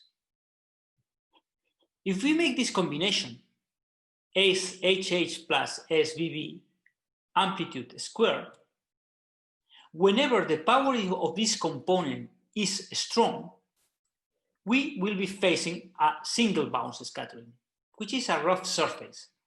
And going back to the question before about roads, we can distinguish roads if we have enough power, okay, through the combination of this position in here, or this quantity in here. What happens if we make this? HH minus SVB amplitude squared. Whenever this term is strong, we face double scattering, double bounce scattering. So in that case, we are facing scatters of this type. Houses, trees, because we see the reflection between the soil on the surface and the trunk. So basically, if we have these two, we can distinguish between this and this. We can distinguish, for instance, between roads, between surfaces, and urban areas, because this mechanism, double bounce, appears mainly in urban areas. We have a third component, is HV. Whenever this component is stronger than the other two, we will be facing volume scattering. Where happens this kind of volume scattering? In the canopies of trees, in the canopies of vegetation. So as you can see, using polarization diversity, we can distinguish between different types of scattering behavior. Single bounce, double bounce, volume scattering, multiple bounce. Relating this with physics, we can differentiate between flat surfaces, double bounce or corner reflectors or volume scattering. So we can distinguish between roads, houses, and trees. And this is the physical information content in polarimetry. And this is a very important diversity. So let's go with some examples. Here I show two SAR images of Madrid. This is the capital of Spain, the south of the city. So you see an area at L1 and C1. And this is just one SAR image, single SAR image. If I remember well, this is SBB. What happens if I calculate these three terms,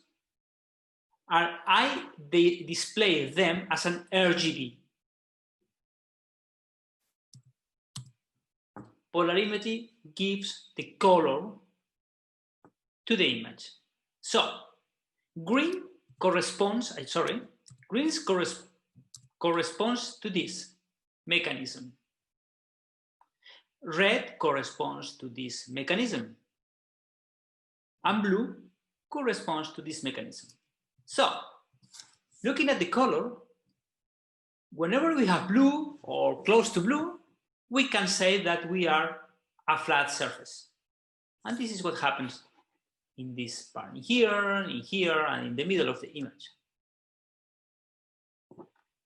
What happens when we look at green? We have more volume scattering, we have more vegetation. This is what happens in here, in here, in here, in here. And whenever we have red, we have double bounce scattering, urban areas. In this case, it's in area here. And if you pay attention, I don't know if you will see through the screen, but you see that here you have a red line, which is less visible at C1, but especially at L1. In this case, what we are seeing is the double bounce due to a power line between the soil and the power line, because it's a kind of strong dipole. So we get the reflection. Also, we see that in the case of C1, we have more green here in the central part of the image. And why? As I presented before, C1, the wavelength is shorter, so we are more sensitive to vegetation. So that's why you see more green in this case than in this case. So basically, somehow, polarimetry gives the color to the images. And here you have the codification. Let's go to a second example. This is the city of Santiago de Chile, in Chile. And you have the same interpretation. Whenever you have blue in these areas in here or in here, you have flat areas.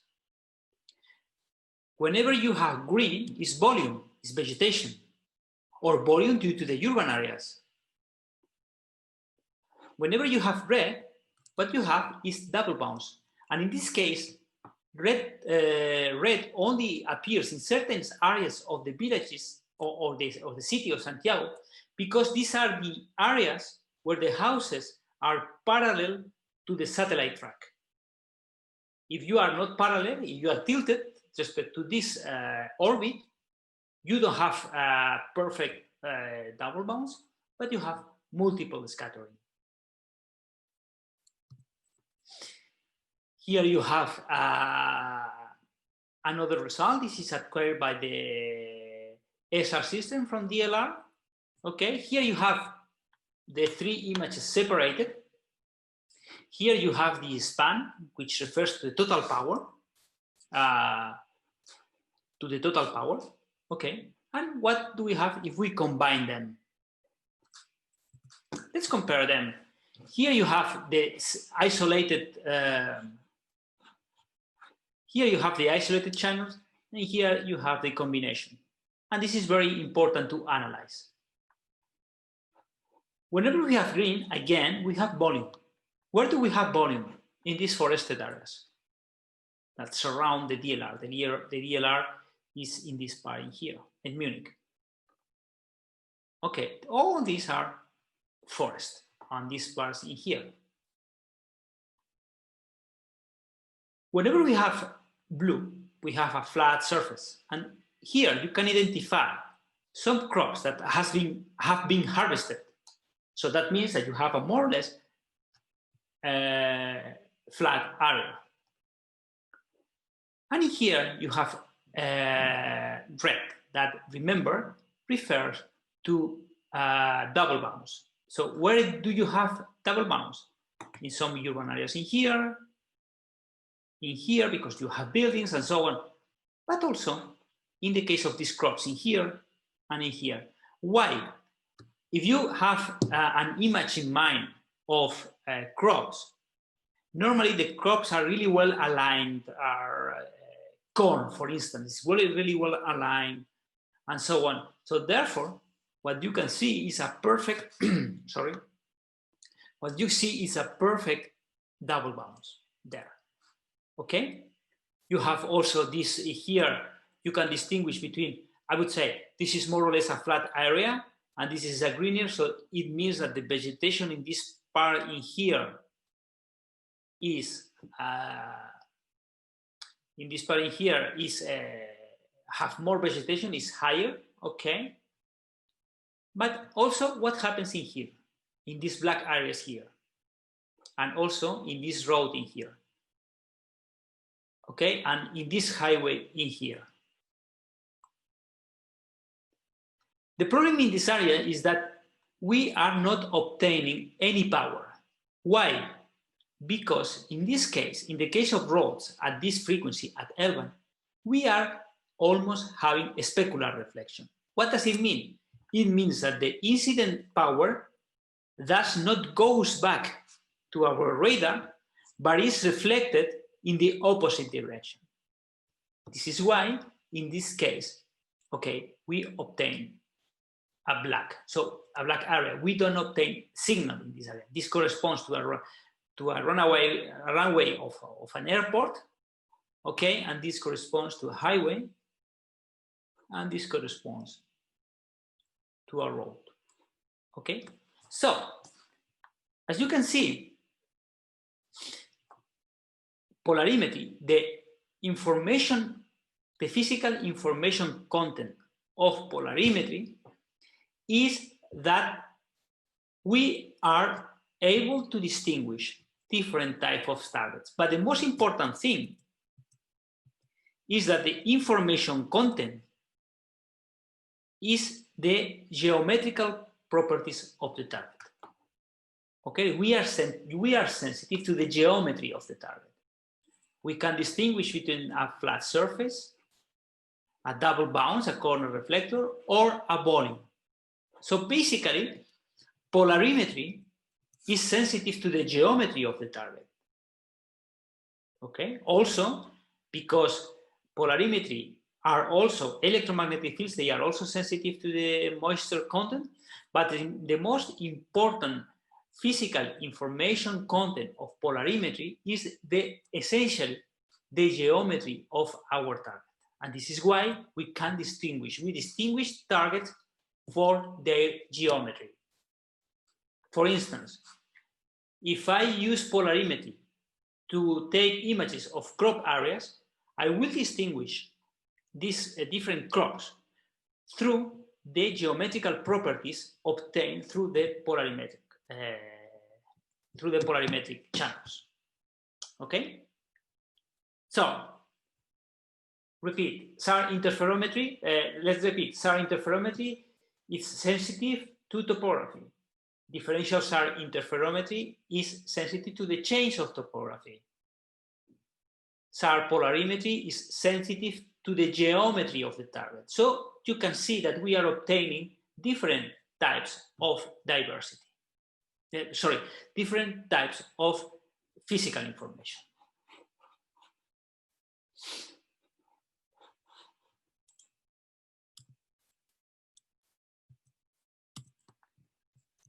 Again, we will face the same problem as before. We will deal with, in the case of natural targets, we will deal with this random behavior of the targets, of the polarization state. If we go back to the image, as you can see, these images have a salt and pepper aspect. They look like they have a kind of noise. I mean, it's not constant. It's a kind of salt and pepper behavior. This salt and pepper behavior is the so-called speckle noise. And as I said before, Alejandro tomorrow will give you all the tools necessary to understand this random behavior. Okay, there is a question. Let me go. Okay, in a classification approach that combines optical with sharp polarimetric data, could we say that the later one will contribute to differentiate the objects specifically, especially based on the geometrical structure? I agree with that comment. Optical information, with optical information, you distinguish the plans through the color, okay, the health, if you want, and with SAR, polarimetric SAR, you are sensitive to the geometrical structure. But there is also a very important difference, and it's the following. Optical data does not penetrate into the vegetation. It stays on the canopy. Electromagnetic radiation, especially at lower frequency bands, P-band and L-band, do penetrate into the target, to penetrate into the forest, into the vegetation. So therefore, they are sensitive to different characteristics of the vegetation inside the volume, whereas optical data is not.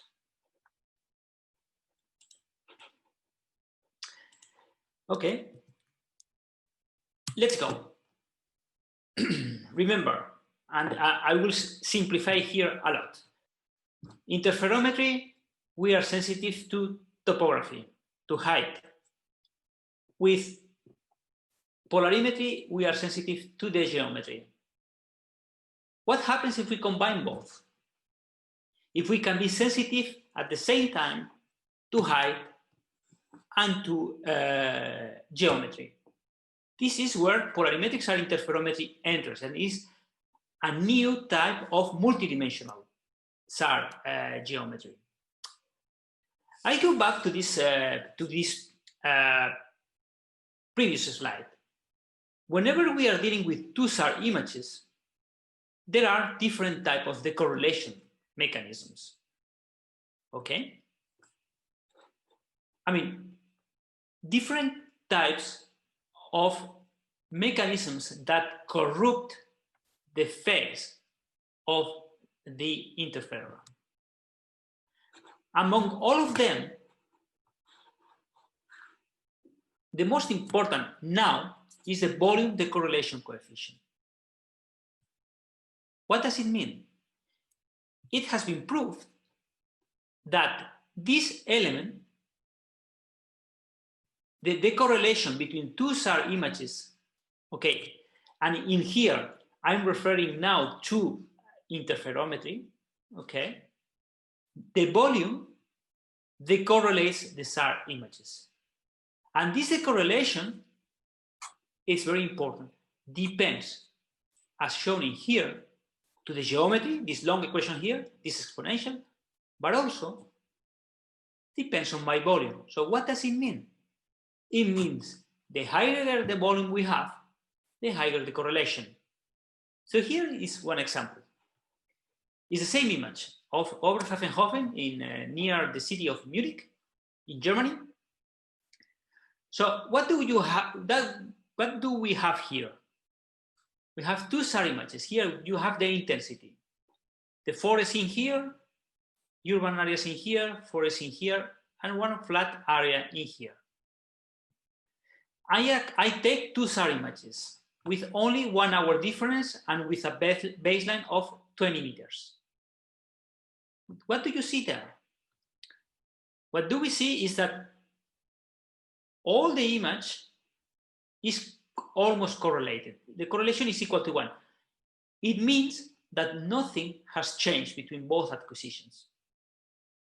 Nevertheless, if we pay attention to the forest, in here, and in here, what you see is that despite the difference is very small, we have a strong decorrelation.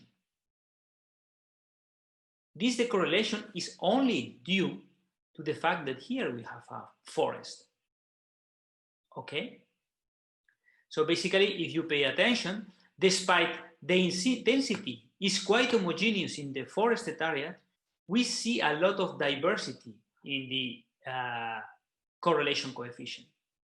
So basically, our idea is that we can infer some properties of our volume, through the inversion of these quantities in here. And this is all about polarimetric SAR interferometry. Polarimetric SAR interferometry and its extension to tomography that we want to see in this presentation is a way to explore volume scatters. In here, I put the case of forest, but other types of volume scatters is, as I said, forest, vegetation, ice, snow, okay, depending on the conditions. I can explore the complete volume, okay, through the use of polarimetric SAR interferometry. So let's go to the details. As I said before, I had interferometry, okay? In interferometry, I acquire only 2 SAR images. What happens if I generalize interferometry, not only acquiring a single SAR image or 2 SAR images, but a collection of SAR images, more than 2? We are generalizing interferometry. We are doing what is called multi-baseline interferometry. Okay? The extreme of this is tomography. Okay, and basically with tomography you can have more sensitivity to the vertical structure of the target. In classical interferometry, okay, we are doing this. We have 2 SAR images, okay, and we can create the interferograms are the off-diagonal elements of this matrix. Okay, remember that in the case of SAR interferometry, we were creating the interferograms. So we can create this matrix, this covariance matrix, and tomorrow Avik will give you the details of this matrix in interferometry. Okay. What happens if we generalize even a step further? Is that in every acquisition, we acquire different SAR images considering different polarization. So you have this kind of collection. Multiple interferometric acquisitions where each acquisition is polarimetric. So what you obtain is a target vector. So we can construct this vector not only considering single SAR images, but 2 vectors. And then we have all this information in here. So as you can observe, on the diagonal terms, and these are matrices, we have polarimetric information. Okay? And the polarimetric information of the first acquisition, the polarimetric information of the second acquisition. But the important thing is that on the off-diagonal terms, in the previous case, in the simple case, let's call it like that, simple interferometry, we had the interferogram with the interferometric information, the topographic information. In our case, we have both polarimetric and interferometric information. Okay? So therefore, we can not only create one single complex correlation coefficient, but we can take up to 3. There is, we can see the dependency of the complex correlation coefficient with polarization. Okay, so therefore we have both. We have polarimetric diversity and we have the interferometric diversity. The important thing is that now we can, let's say, we can see how the interferometric information varies with the polarimetric information.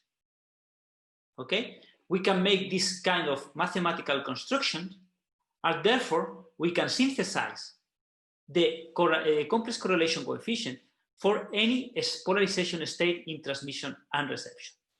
Which is the final idea? The final idea is the following. Remember, with polarimetry, we were able to distinguish, with interferometry, we had information about height. With polarimetry, we had information about a scattering mechanism. If we combine both with polarimetric and interferometry, what we obtain is that we can distinguish 3 scattering mechanisms thanks to polarimetry, but thanks to the interferometry, we can locate these mechanisms in height. And this is the important thing. If we go to the classical example of a forest, remember that with polarimetry, we could distinguish between single bounds, surface, double bounds, trunks, soil, volume. So, with polarimetric interferometric, we can locate in height the single bounds scattering mechanism that occurs in the soil. So we were able to locate these mechanisms at the bottom of the trees. The double bounds that occurs between the soil and the trunks also, I mean, this is technically like this, also is located at the bottom. But the third mechanism, the volume scattering mechanism, is located in the top of the canopy. So therefore, with polarimetric interferometry, we can distinguish different scattering mechanisms in height. In the most simple case, we can derive the height of the vegetation. If you were able to take the phase of this component and the phase of the component, you make the difference and you will obtain the phase difference associated to the vegetation height. I mean, in reality, or the reality is a bit more complex than that, but the basic idea is that with polarimetric and interferometry, we have, or the information, the physical information we have in the data is information of the vertical distribution of scatterers, okay? In the extreme case of tomography, where you have different takes in height, you can have even more detail on this dimension. For instance, in 2022, the European Space Agency will launch the Biomass mission, which is a P-band SAR sensor that will use polarimetric SAR interferometry to explore forests worldwide at P-band. Okay? We explore these techniques. It's an Earth explorer, so it's a kind of exploration mission. Let's go to see how this works. Here I show the intensity images of the same area as Oberpfaffenhofen in Germany. This is HH. I transmit in H, I receive in H. I transmit in B, I receive in H. I transmit in B, I receive in B. Okay, this is how they look like. How the correlations look like. Here, the baseline is 15 minutes. Okay, and remember, this area in the middle corresponds to a forest. So as you can see, I mean, if we pay attention to BB, which is the largest one, you see that more or less in the whole image, you obtain coherence equal to 1. Nevertheless, in the case of forest, you obtain quite a high dynamic range of coherence due to the volume decorrelation. And the most important thing is that, whereas in the case of intensity, the data on the forest are more or less homogeneous, you see more spatial details in the case of the coherence. This is when the separation, the baseline, the interferometric baseline is about 15 meters. What if I increase the baseline to 25 meters? So you have more decorrelation due to the volume. Let me go to the equation here. Okay, that the correlation depends on the baseline, Bn.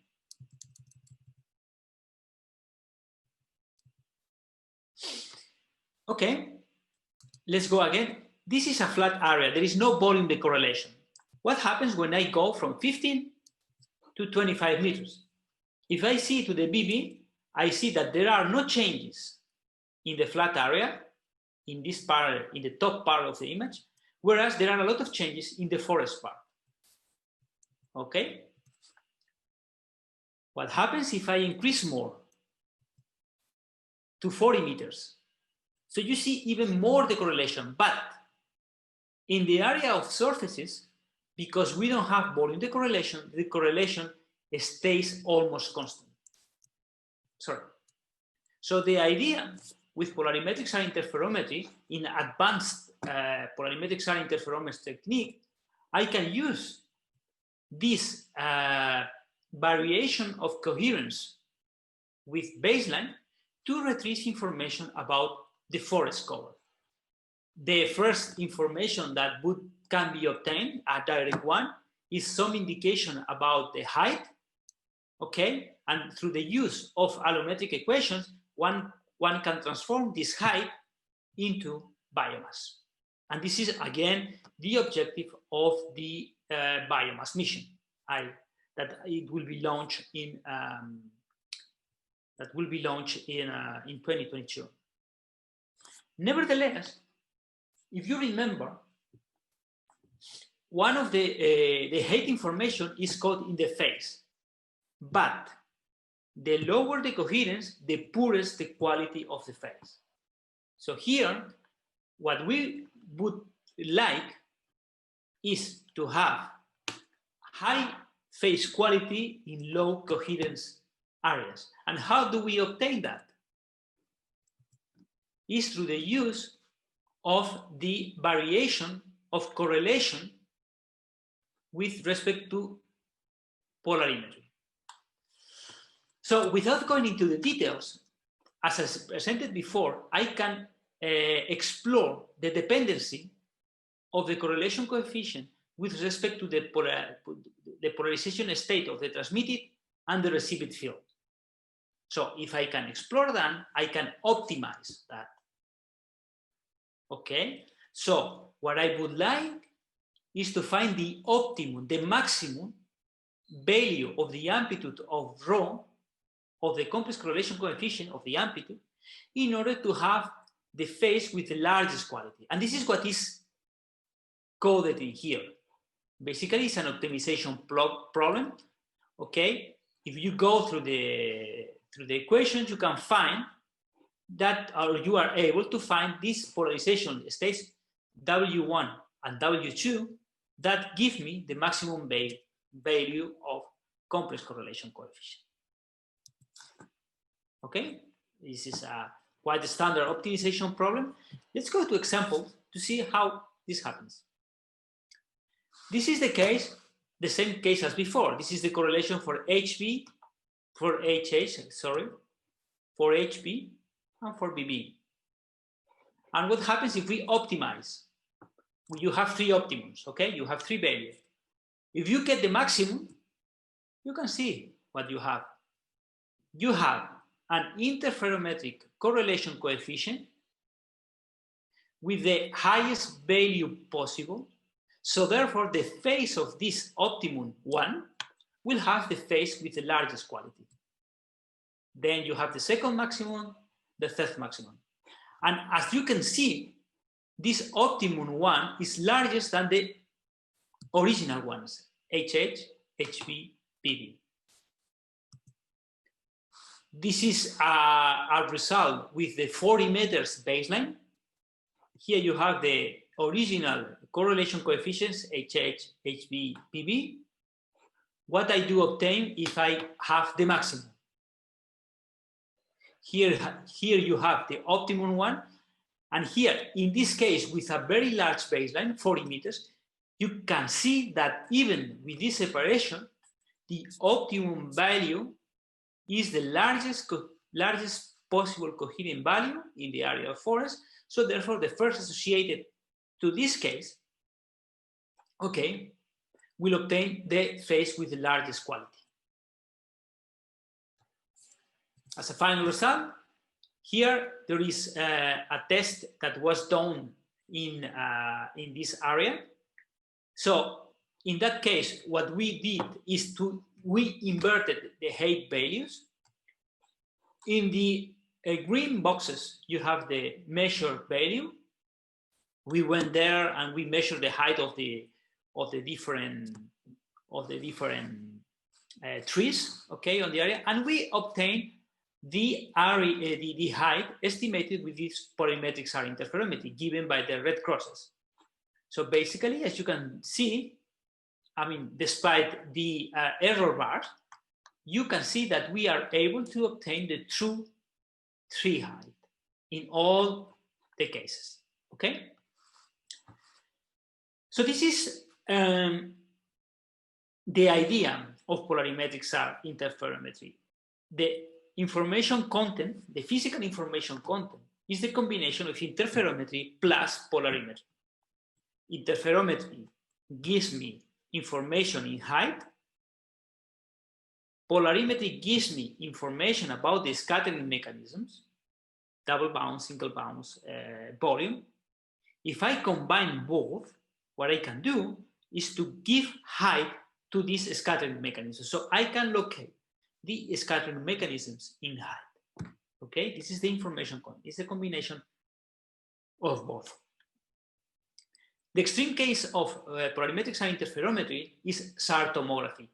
If someone of you have heard about it, the idea is that I take several images with a spatial diversity, it's multi-baseline interferometry, and from there, what I can make is to retrieve a more accurate information in height. Okay, I make a better exploration of the volume decorrelation.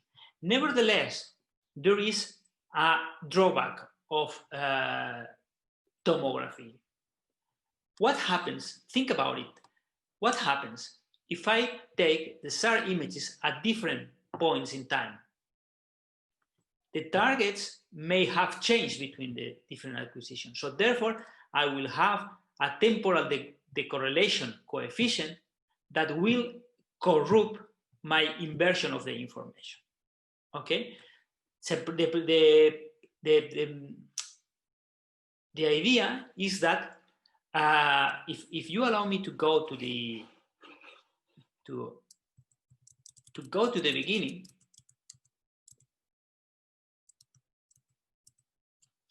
okay, in here we were exploring this volume decorrelation. You see, I mean, these terms. Assume that the others are equal to 1, which is normally the case.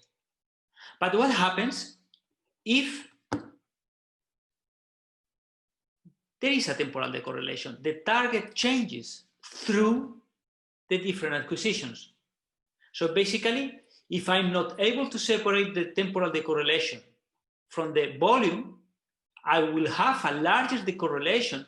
So basically, if I'm not able to compensate for the temporal decorrelation, I will make an height overestimation, because I will assume the extra decorrelation coming from the temporal behavior as a volume decorrelation, so therefore I will estimate, I will overestimate the height.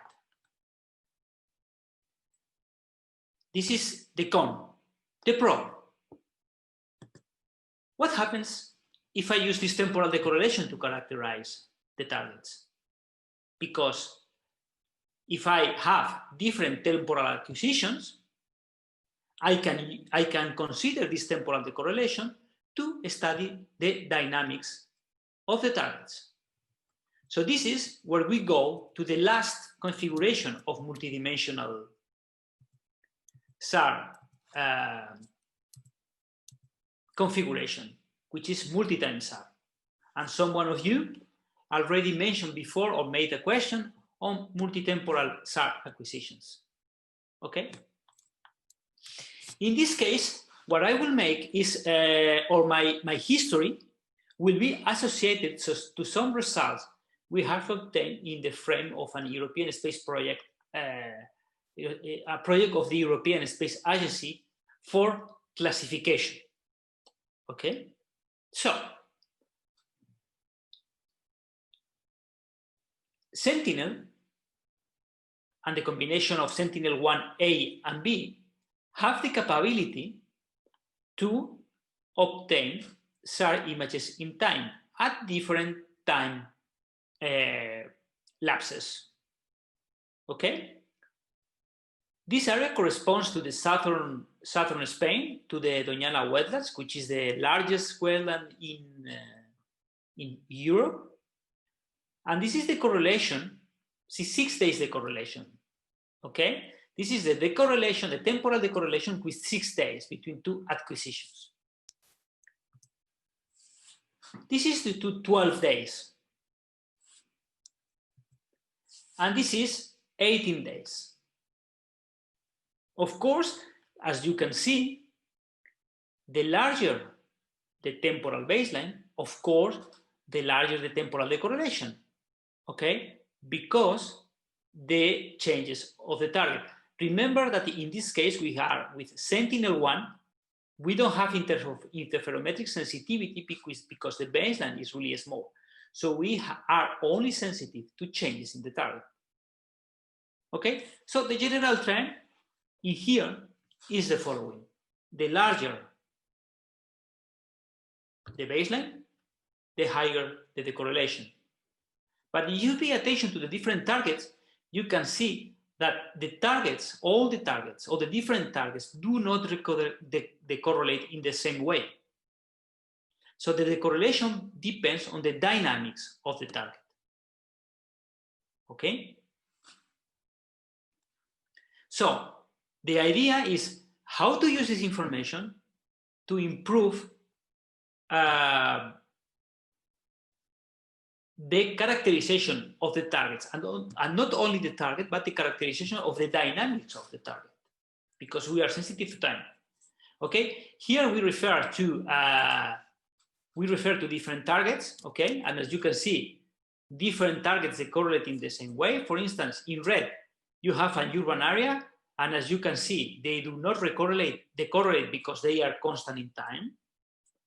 Okay, you have also some other vegetated areas that decorrelate. Okay, because they change in time, because the vegetation growth, the water changes. Okay, and in urban areas you don't see any change. Okay, this is one way to use multitemporal information.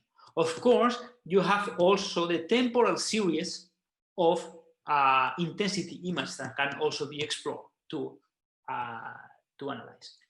The application we were exploring here was classification, how to use multitemporal acquisitions to improve classification, land cover classification.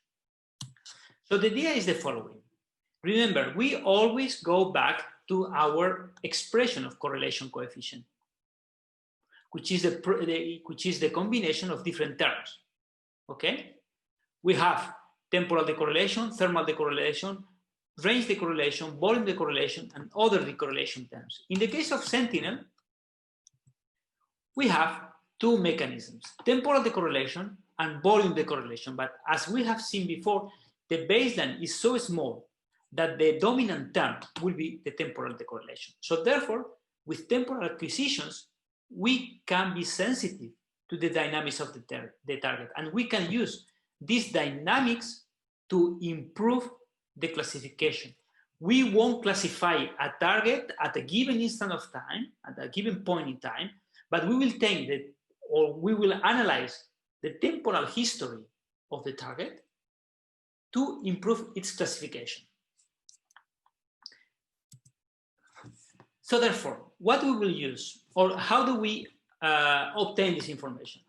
Imagine that we have a certain number of SAR images acquisitions. In this example, this toy example, I have 6. How we can generate this information or the interferometric information? We can take the first image as a master, and we can make interferograms against this master. The first, the second with the first, the third with the first, and so on. But we can also make consecutive interferograms. The seconds with the first, the third with the second. This is the other possibility. But indeed, we have all the possible combinations. Okay? And this is the so-called multitemporal covariance matrix, which contains the multitemporal information. The idea is how to explore this amount of information to improve classification, how to use all the dynamics of the target to improve the classification. So basically, the idea is what we have here. With n SAR images, we can create n times n-1 divided by 2 interferograms. If you put n equal to 100, you can see an explosion of interferogram, an explosion of information. And during this project, we explore this huge amount of information, okay, to improve classification. And here, I would like to go also to the comments that Antonio did this morning. And he mentioned that one of the main issues of hyperspectral or multispectral SAR imaging is the explosion of information, the explosion of data. This explosion also appears in SAR because we can have all this combination. So of course, in order to explore all this explosion of data, all this explosion of information, we cannot rely on classical tools. We need to rely on novel techniques, all techniques based on machine learning, all techniques based on artificial intelligence, on processing on clouds, and fast processing based on GPUs. All those techniques that Antonio mentioned to you this morning on the exploitation of multidimensional SAR images are also multispectral SAR images or perfectal SAR images are also very important in the exploitation of SAR imaging. And this is what we did in this project. And I will show you the results, how to explore this amount of information and what type of information do we have. We use, in this particular case, we were focusing on multitemporal information, basically on the interferometric correlation with time. So here is a result, okay? This I will show later on, but here I would like that you see which is the information we have. Here we have an image of Bolzano in Italy. The blue areas corresponds to mountains, and the green, more or less green, yellow, red correspond to a valley, the valley of Bolzano. This is the correlation coefficient at BB between the first and the second image. The first and the third, the first and the fourth, the first and the five, the first and the sixth. So basically, the temporal baseline between the acquisitions is increasing. So basically, as you can see, as we increase the temporal baseline, as we increase the temporal separation, we increase the decorrelation, except for this area in here, which corresponds to the city of Bolzano. The city of Bolzano is constant in time, therefore, correlation is constant. What if we calculate consecutive? We obtain a different mechanisms. As you can see, in this case, you can see that the correlation, for instance, in this area on the top of the image, increases, decreases, it increases again. So therefore, if we take consecutive SAR images and we obtain the interferogram on the shortest possible baseline, what we can be sensitive is we can be sensitive to the seasonal effects. And in the rest, we can have all the possible combinations. So the idea is how to use this information all this information to explore, if you allow me, the classification of the terrain. Okay, this is for BH. Okay, because Sentinel is dual pole. It transmits only in B and receives in B, E, and H. Okay, so therefore you have different information. So the idea is the following. Here you have the area. Let me go back. In here I have analyzed 1, 2, 3, 4, 5, and 6 because these are interferogram. But we don't have 6 images. We have tens per year. How to exploit this information? Let's go to this same area and let's analyze 4 different targets. Okay? In one we have a urban area. In 2 we have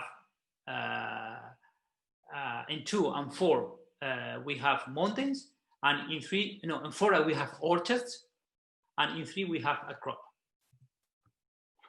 What if I calculate the BB coherence for all the possible combinations? And in here we have 1 year of such images. So this is all the information you have. Number 1 corresponds to urban area. So as you can see, more or less, coherence is always high. This is equal to 1. So therefore, it indicates that urban areas are constant. Number 2 is a mountain area with forest.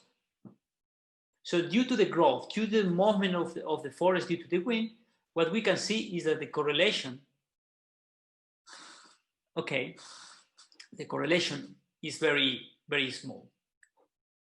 We have the plantation tree, which are orchards, and what you can see is something totally different from 1 and 2. You see here this effect, so therefore you are sensitive to the seasonal effects. And in 4, it's just for comparison, is a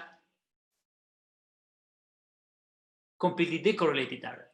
So as you can already show here, if I am able to use this information, I can differentiate, I can classify targets according to their dynamics.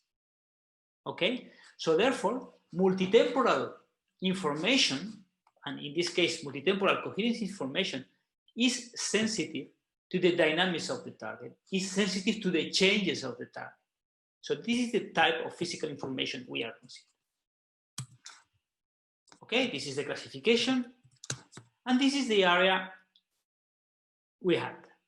We were analyzing 3 areas.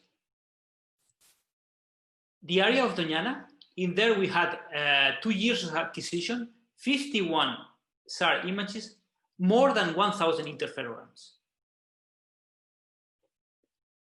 I mean, every SAR image of Sentinel-1 takes several gigabytes. So you can already see how much information do you have. In the South Tyrol, we had 38 acquisitions, creating more than 700 interferograms. Also in Poland, we had 56 acquisitions and we had more than 1,500 interferograms. If you put all together, you can see that you cannot process these images in your desktop or in your laptop. You burn directly your computer. So as Antonio said before this morning, we need new tools to explore all this information.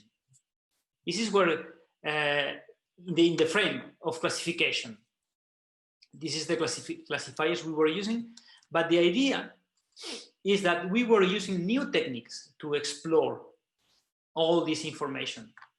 So we were creating the stacks.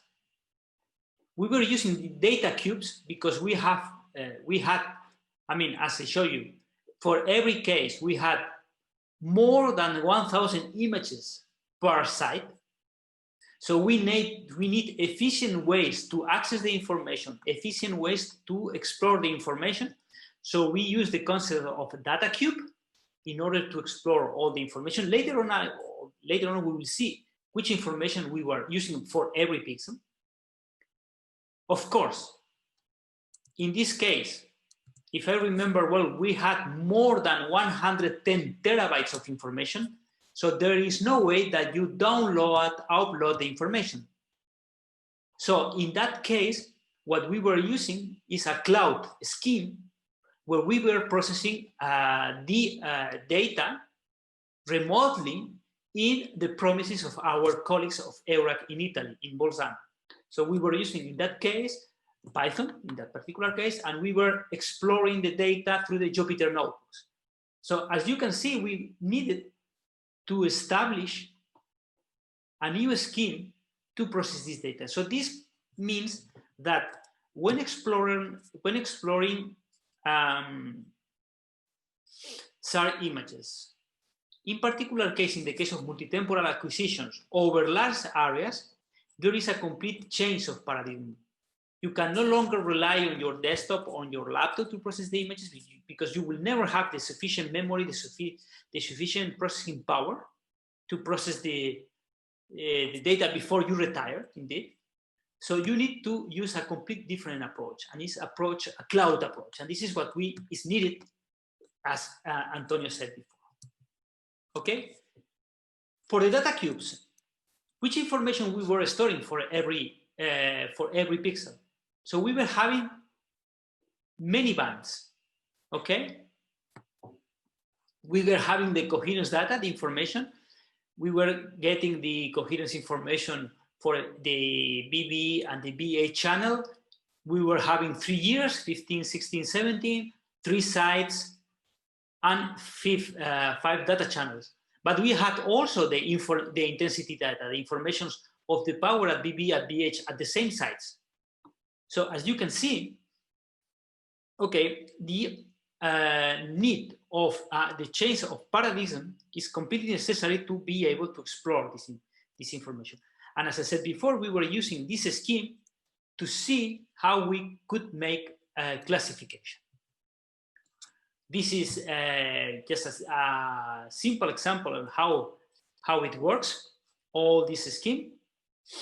Here is a 1 year image, okay, for the Doñana test site, for the whole image, you see. So every small square in here is a complete SAR image, okay? And every SAR image is several gigabytes.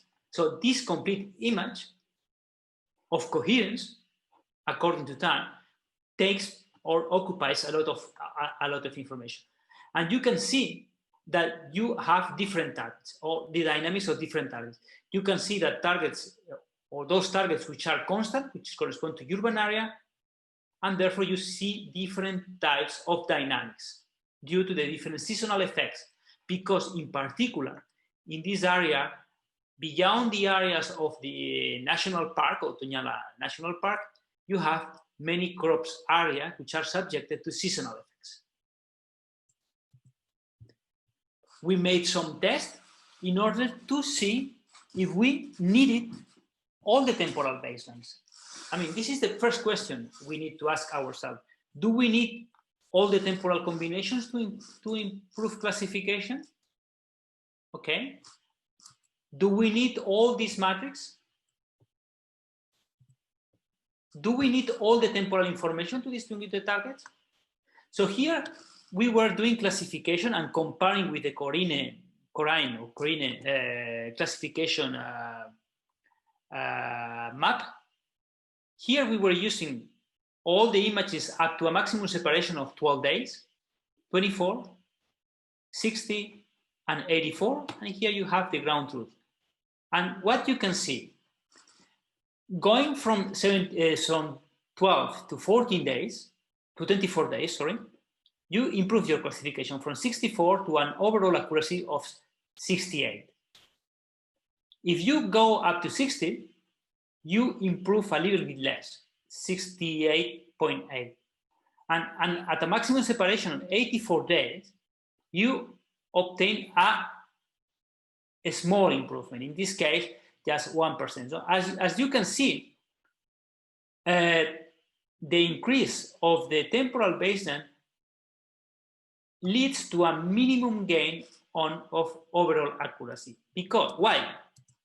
Because as you can see here, only for some particular targets, the correlation stays constant through time. For many of the targets, for many of the natural targets, the correlation decreases with time. So when the correlation is very low, it doesn't give much information. This is the result you see here. As you increase the correlation decreases and it doesn't give much information. So it means that we could reduce the amount of information needed for classification just by reducing the temporal baseline. Here you have a different view of this result, okay? In the Doñana test site, here you can see the classification using 12 days, 6 days, and the combination of all of them. Here for Bolzano, and here for the area in Poland. And in all the three cases, you can see this result. I mean, to increase the temporal baseline of the interferometers does not result in an increase of the classification accuracy, because as we increase the temporal baseline, the decorrelation is decreasing. So another of the important issue is the temporal, and this is very important, the temporal separation between the acquisitions. One of the main goals of the missions nowadays of SAR is to decrease as much as possible the temporal decorrelation. Today, the minimum temporal baseline can be obtained with Sentinel-1, which is 6 days. SAOCOM-1B can obtain up to, if I remember well, 8 days. The future will be ROSE-L, Sentinel-12. They want to decrease the temporal decorrelation up to 3 days. If you want to decrease even more this temporal baseline, you need to go to schemes with constellation of satellites. You cannot obtain such a small revisit time with a single or a couple of satellites. And this is where the ideas of constellation of satellite may play a role, because they will reduce the temporal revisit time. In this case, we have 12 days, okay? You have different targets, urban, rocks, forest, etc.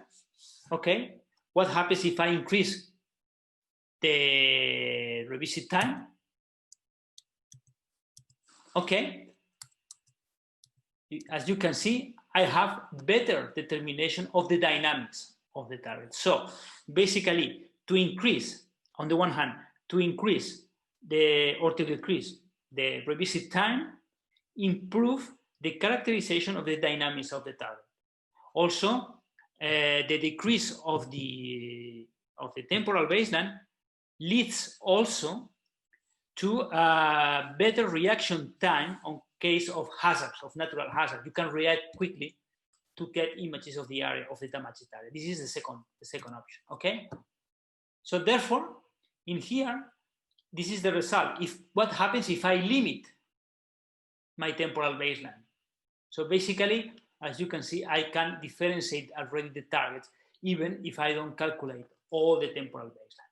So the temporal information is very rich to differentiate targets, but you don't need all the temporal information, because to a certain point, the only thing you are introducing is just noise. Here is another result. Here it's during 1 year, this is the average of the coherence between 12-day acquisitions and 6 days acquisition. And you can see that shortening the temporal baseline, you improve the characterization of the targets. Okay? This is what is happening here. In 6 days coherence, you have a better differentiation of targets respect to using coherence of 12 days. This is some results where we combine everything, okay? This is the combination of the coherence as BB and the classification, okay? Using coherence here for BB, for BH, for BH and BB, polarimetry, and coherence, intensity, and in here we combine intensity and coherence and polarization. So basically, what do you obtain there? We go from single coherence, single polarization, to the combination of coherence, intensity, and polarization. And as you can see, as I improve the number of channels, as I improve the richness of my data, I improve the overall accuracy of classification.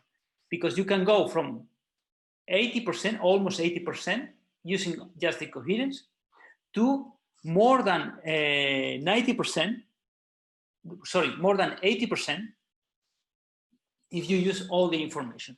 So basically the lesson here is that the higher the number of channels, the better the classification, the better the information you retrieve. Sorry. Here you have some results of classification where you have single polarimetric channels, full polarization, using only coherence, using only intensity and coherence and intensity. And in all the cases, you can see that whenever you use the most of the information, you improve the accuracy of classification. It is important to say that, as I presented before, we were using different classification algorithms because we did a round-robin approach to compare all of them. We did random forest, eigenvalue decomposition, temporal dynamics, object-based, superpixel, expert knowledge, data adaptive, many of them based on machine learning techniques. We found that the classification technique did not play, at this point of the research, did not play a large role into the classification. The type of data we were using had a higher impact than the algorithm used for classification. And this is also another test we did, is that we compare pixel classification or segment classification, okay? And as you can see, we improve accuracy if we use segment classification instead of pixel classification.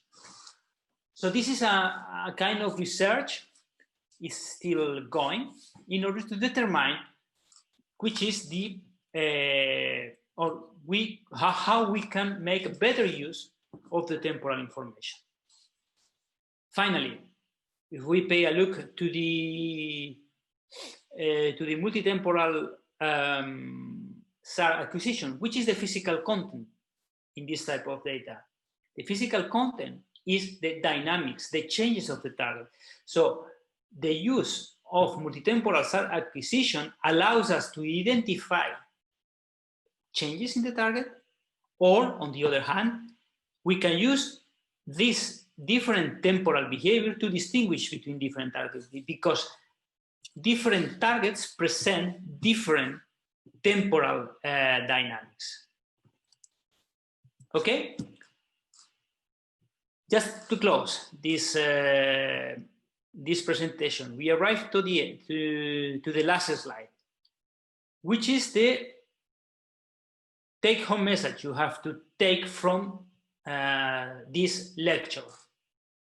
First, SAR systems is another remote sensing technology for Earth observation, which main characteristic is that they can obtain data at very high spatial resolution using microwaves independently of the weather condition or the day-night cycle. Of course, this is an advantage over optical systems. Nevertheless, they are complementary to optical systems, okay? SAR systems can be board on spaceborne platforms, airborne platforms, or ground-based platforms, depending on the type of information you need to retrieve from your target. Okay. SAR imagery interpretation, as we have seen, is different from the interpretation of optical imagery. But, and this is perhaps the most important point here, is both technologies are complementary. As they address, they obtain different physical properties of the target. Okay? And finally, we have seen through all the lecture that we may have different multidimensional SAR configuration, which are sensitive to different properties of the Earth surface being imaged. Okay? So with this presentation, with this slide, I will close the lecture. We are almost on time. So I hope you like it. Okay? If you have any question, any point, do not hesitate to contact me. I gave you my contact information at the beginning. So feel free to drop me an email and to ask me the information you need. Here I have two questions. Which classes are failing the most often in commission and in commission?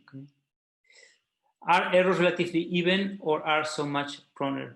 This information I don't have. We are exploring that information now in the frame of the project. We at the moment we were using only overall classification accuracy, which mixes all the classes. Now it's time to analyze behavior per class. For the purposes you intend, expect this method to be most useful. I mean, at the moment, we are not focusing on the absolute classification error because it's extremely problematic to say a classification error because we compare against the Corine database, which has also classification errors. So it's a kind of relative error. I think the multitemporal SAR acquisition is going to play a role in mapping landslides. We can use deep learning algorithms to predict the probability of landslide. First part of the question, I totally agree with you. Multitemporal is going to play a role in mapping landslides. The probability to predict a landslide, this is the holy grail, I would say, because in the past we did many tests, especially with ground-based SAR sensors, because you can have your sensor in the landslide at measuring SAR images at very high spatial temporal frequency. And we were never, if the slide is slow, you can detect it, no problem. If the slide is flash, at the moment, we have not been able to discover any precursor of the landslide. But of course, multitemporal will play a role in mapping landslide. This is, of course. Any other question? Well, while we wait for more questions, I have to thank you very much for this very interesting and great presentation. It was a great talk, as usual, I will say, from Carlos.